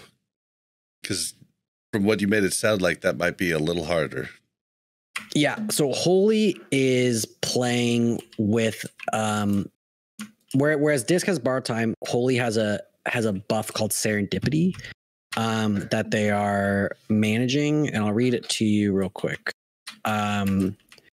When you heal with Binding Heal or Flash Heal, the cast time of your next Greater Heal or Prayer of Healing is reduced by 4%, stacking up to 3 times, last 20 seconds. So oftentimes you're going to be flashing, Greater Healing, or flashing, Prayer of Healing, because your HPS will go up because you're stacking this haste buff that you can then dump on a longer heal so that it's faster. And there's also Circle of Healing, which is a smart heal. So it's not like it was in TBC. Circle of Healing only healed that group. Your group, right? Now that's Prayer of Healing, right? Yes, Prayer of Healing is a targeted on group thing, but it's got a cast time. Circle is instant. It's doesn't heal as much as it used to, but it will heal anybody in the raid, and it'll heal the 6 or 5 lowest people in the raid. So it's pretty nice. It doesn't save anybody, but it's really good, just like steady healing. And yeah, that's kind of how Holy works. They also have a much stronger renew. So renew's much more prevalent in the Holy toolkit because they get an initial heal off renew from something called empowered renew, or empowered renew. Is that what it's called? Let me find it. What's the one that makes you run fast? Empowered renew. Yeah. Body and soul. That is one of the coolest things we have. I'm bummed I don't get to use it all that much. That's in the holy tree, and it's when you cast powered shield on somebody, it increases their move speed by 60%. It's or fast. Something, 30%. It's fast. Yeah, it's fast. For 4 seconds. So, but the problem with body and soul is that you are casting, as a holy priest, casting a power shield, which means that your disc priest can't cast a power shield on that person anymore. But so we did a speed run, or a few speed runs, where I was disc, we brought our holy priest and a holy paladin, and I would power shield the tank because I'm power shielding the tank like crazy. But the holy priest lost his mind because he wants to keep the tank up front with body and soul. So he wants me to stop power shielding the tank because then he can't speed boost the tank. So that's the worst when there's 2 priests and somebody power word shields your target and you're like, come on. Yeah. Generally, one should be holy and one should be disc. You shouldn't bring 2 disc. There's more of an argument to bring 2 disc in Ulduar than in Nax for sure, but it's not necessarily the strongest argument. I think it's fine because there's a lot of raid damage going out. But it isn't necessarily would the take most optimal. A lot of coordination. Yeah, you'd be like, okay, I'm not going to heal groups 1 through 3. You're going to get 4 and 5, and you know what I mean, stuff like that. Right. Probably split up melee and range or something like that. No. That's not how our raid frames work. So that'd be way more difficult. I wish I could do raid frames that split up melee and ranged.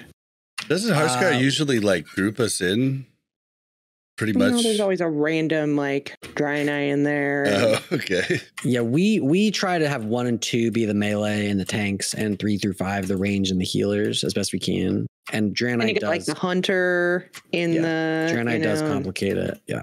Yeah. But generally that's a good way to go. I think that's basically how we do it. It's just the Draenei, the goats that are kind of sporadic throughout. Oh, but yeah, so cool. Those damn goats. Gotta move it along, right? Yeah, so like AoE group really you're probably not focusing on AoE as discipline, but maybe you are on holy at times.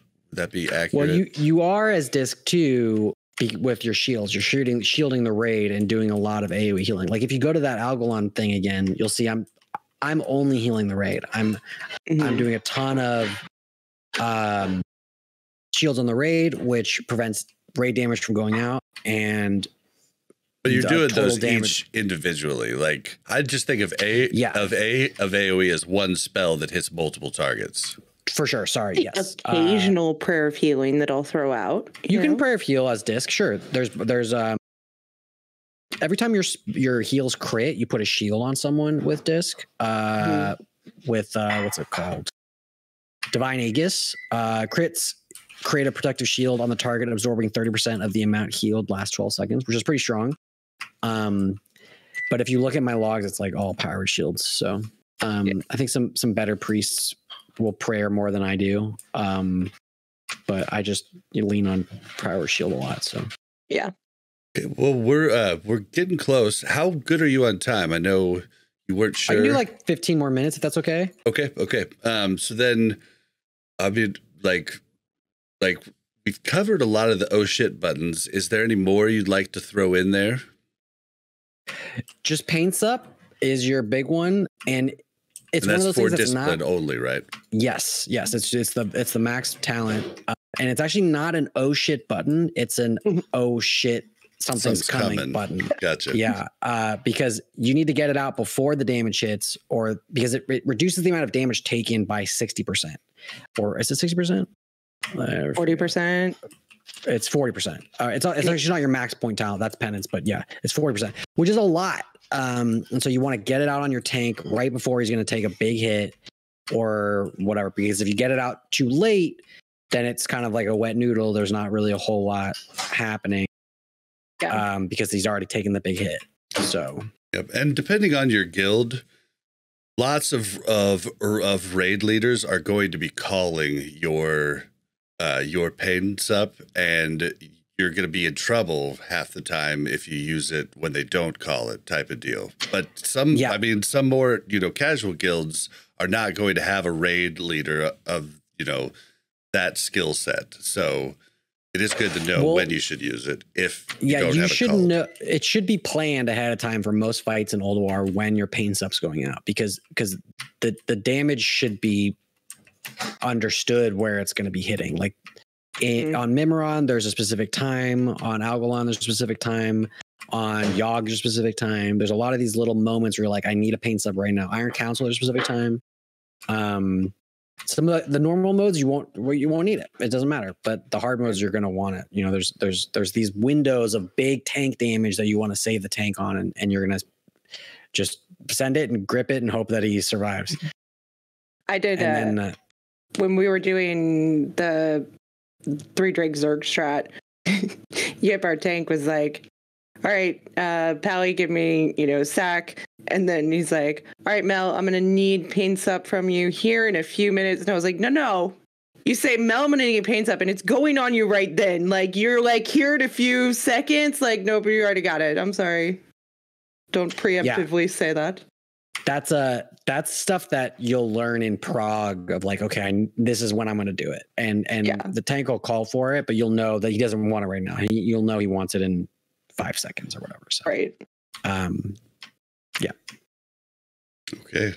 I think you covered aggro, but what are the times you need to worry about aggro? Like, as a new healer, you just got to know that you need to wait for the tank to get aggro oftentimes before you put a heal on. Like, pre-hotting is, pre-shielding is okay, right? But pre-hotting, I have a question about this, because before, and I just haven't looked into it because aggro hasn't really been a thing that I've had to worry about much, but before, Prayer of Mending would put aggro onto the person it was on instead of the healer, but I believe it changed. Am I right that it now gives aggro? It changed.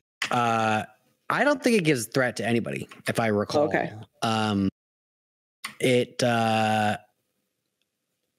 It used to. It was great for that, right? It was nice to be like, oh, I'm going to give you a little 1,000 health threat from that palm, right? It was really nice for like Kael'thas and Illidan and whatever.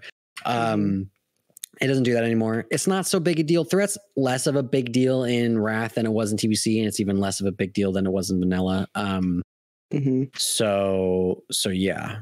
And that way is right. Hots don't give threat to the healer that they're associated with, as long as they're done before the pull. So, you'll see people that hot while the tank's running in once they've already gotten aggro, and that's why they're pulling. But if you hot before combat starts, or you shield before combat starts, you don't get any aggro from that.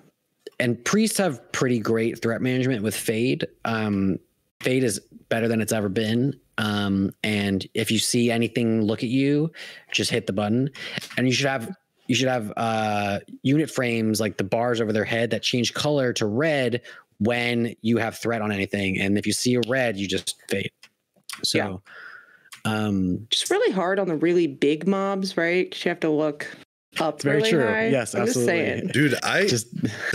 Dude, so as a melee DPS, the really big mobs piss me off because I can't see their freaking I There's can't some annoying see hitboxes in Wrath for sure. It's their name, it's their nameplates. I have so much that goes on to their actual plate that I need to see for different things, aggro, different stuff, and I'm just like, damn it. I'm like, and then I have to like, I have the information at a different spot, but I just don't normally look at that. I look at like right above the mob. So that's very annoying. Just zoom out, I guess. I don't know. At tank, it's pretty annoying too. Cause I'm like those big guys after we kill Patch. I'm like, I think I have aggro, but I don't know. Like I can see one at a time. You know, it's on the rogues to give you their threat anyways. So just assume they tricks you and you're good. Yep, I tricks every time. I wonder if every rogue does though. I tricks at the start of every poll if it's up, but I don't think every rogue does that. I mean, it's free damage. They should be. I don't know. They should be. It's not free damage for them though. They'll be tricksing the heck out of stuff when CC comes out. Oh, that's not a good attitude. It better be. That's free damage. Yeah, it's not good, but it's what ends up happening. The reality. Yep. They're rogues. I mean, what more can you really expect from them, right? Okay, so just any tips or tricks you want to provide or anything else to add before we wrap this up? I don't know. What do you think? Mel, you have any specific questions might have come up? I know you've asked throughout, but and I know there'll be 4 things that I think of after we get off the call. You know? Yeah, I know, right? I don't think so. I mean, I guess we didn't talk about power infusion. I did have one more question real quick before you hit that because it's on what we just talked about. Okay, so that Vey says in chat that HOTS don't do threat if you cast before combat starts. Now that wasn't the way it used to be. Is that the way it is now? Did you just miss like the last 5 minutes of the previous conversation? Because we literally. It's funny because earlier he was like, "I was just thinking really hard." Well, yeah. Sometimes like I'm thinking about what you said last. Well, unfortunately, sometimes I'll be like thinking about what you said last, or like. But I missed it if you cleared up the hot. Like if you put a renew on somebody prior to pull, that doesn't do threat? Nope. But it did in the past, right? Or am I crazy? Did it? I swear it did in the past. I don't think it did in the past. No, I don't think it ever has. I think it's just you're confusing it when people put a renew on somebody as they're running in after combat has started.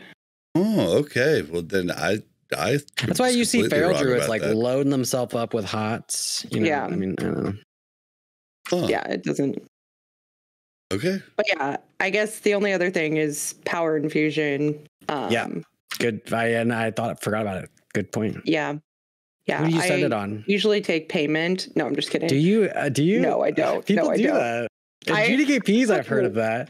I have like one person that I give it to. It was definitely a thing at TBC. There was one person that I gave it to that I used to give it to in like classic vanilla, right? And then there was one time this other warlock messaged me and was like, "Hey, so-and-so said that you could give me power infusion on this fight." And I was like, "Okay." And so I switched my macro to him. And then the other warlock messaged me after the fight and was like, "What did he give you to give him power infusion?" And I was like, "Oh, you said it was okay."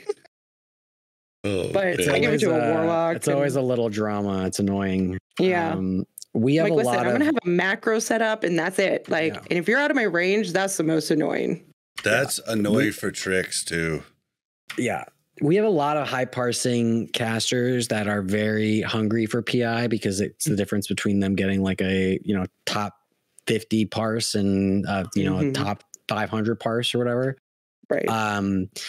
And I've decided to not, engage in it. I just let the caster lead tell me who it's going on, and I say talk to that guy, and I give it to whoever he tells me to send it on, and let him deal with it. And that's a nice abdication of responsibility. And some people are much better about asking for it than others. It's frustrating when someone doesn't ask for it, and I'm just like, dude, I'm sitting here with it, and you need to know that you can ask for it because they need to be tracking it themselves. I don't want to be the one that's like telling them that it's up. Right. So longer fights in Ulduar. Yes. Oh yeah. Okay. A lot longer. You'll be sending it 3 times, 4 to 5 times okay. sometimes.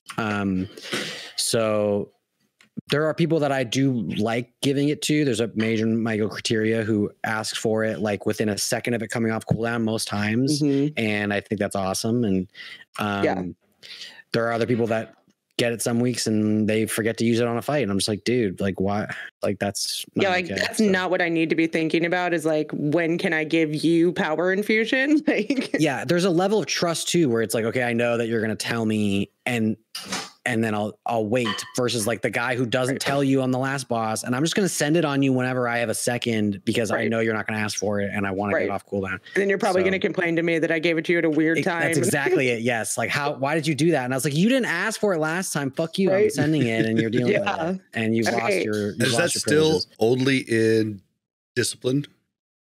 Yes. Okay. Holy doesn't get PI.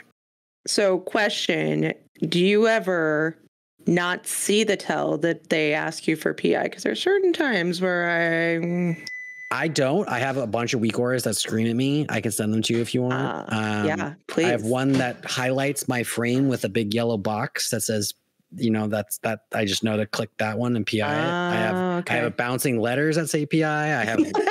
I have voice in my head that says PI or whatever. Okay. Yes, I need that. There's no way I can miss it.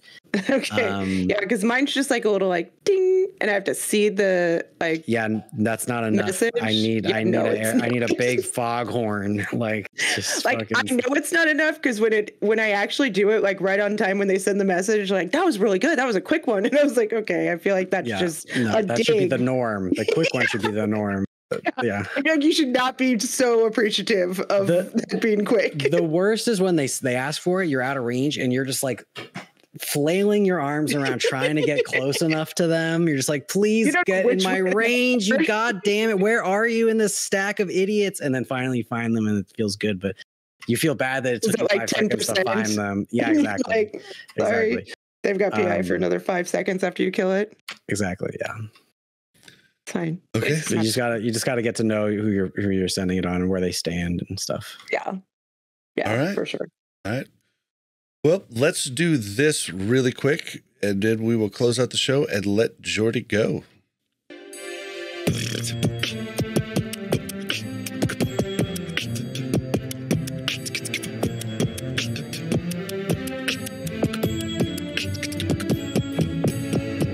Ladies and gentlemen, this is our add-on of the week.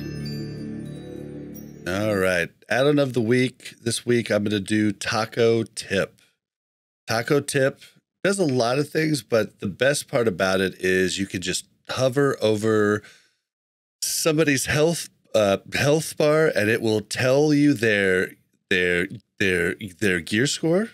It will tell you their item level, and it will tell you their, well, I mean, that's the same thing, but it'll tell you their talents. The talents is really cool, especially if you are creating a pug group, a pug raid.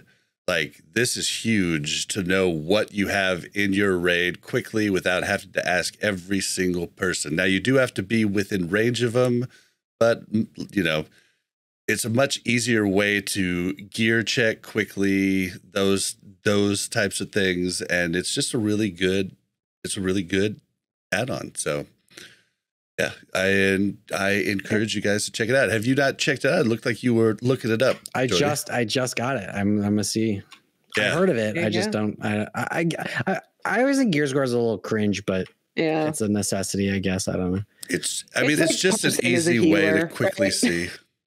Like, you know, just quickly see, you know, you're doing a heroic and you're like, okay, well, you know, you don't have even blues, so this is going to be weird, you know, that type of thing. But really good for just knowing, you know, for me as a tank, like our second raid has a lot of different people that come. Like, it's a very casual raid, you know, there's probably 60 people in it, you know, and like, you know, it's just who shows up on that weekend, and I got to know what lock, you know, or what, you know, druid I want to put my my aggro tool on, whatever it's called, the buff that gives me some of their threat. Like, I want to know quickly if this is a booby or a resto, you know, and it's just really nice for that. I just found out my goat priest's gear score is 4412, and my dwarf is 4300. Pretty good. Pretty good. I don't know what mine is. I don't remember. Yours is pretty good too. Yeah. Yeah. So check it out, guys. All right, we're gonna start closing up. I encourage you guys to follow us on Twitter at WC Reloaded. If you want to follow, mash those buttons. It's at the Mash Network on Twitter. If you want to send us an email, send it to wcrpodcast@gmail.com. If you want to interact with us, the host of this show, or the host of any show on the Mash Network, it's mash.gg/Discord. How can you help the podcast? You can leave ratings and reviews on Spotify and iTunes. You can leave a comment and a like and a sub on the YouTube. You could go subscribe to our Patreon at it's just if you search Patreon Warcraft Reloaded, there'll be a link in the description. And you do get the episodes normally earlier. They're the uncut ones. And then you also get ad-free episodes if you don't want ads. All right. Where can we find you, Mel? You can find me on Twitter at Mel Overwatch. You can find me in game on Mel Arena. And Joardee, where can we find you? I'm on Twitch at twitch.tv/Joardee. I'm on Twitter, Joardee. I'm on YouTube, Joardee. That's my name. That's JOARDEE. Yes, the original spelling was taken on Twitch, so I went with some backwards weird way. It's still good to have the same name across everything. I'm Blazing Bob on Twitch and Blazing_Bob on Twitter. It's a pain in the butt. But yeah, if you guys haven't checked out Joardee, then you must just listen to podcasts on just iTunes, because you should know him by now, because even Classic Life is on Spotify now. So he does amazing guides, so good that he's basically done them so well that nobody else wants to make guides now. So he's your one-stop shop. You're going to need to go there to get your guides for Ulduar. I feel bad about that. Go make guides, guys. I'm really taking over the market, Joardee. Just pushing everybody out. Guides. Yeah, well, I mean, Crix used to do it. A bunch of people used to do it, but it seems like they're all like, well, Joardee's got this. That or they're just don't want to do all the work, because it's a lot of work. You put in tons of hours. My friend Farts Gaming, I don't know if you guys know him. He makes the 30-second guides that are really, really, really good. So if mine are too long, go check his out also. He did the intro to my stream, and it's amazing. So I can't recommend him enough. That's awesome. Oh, wow, that's a good intro too. Yeah, the intro is amazing. He's a super talented dude.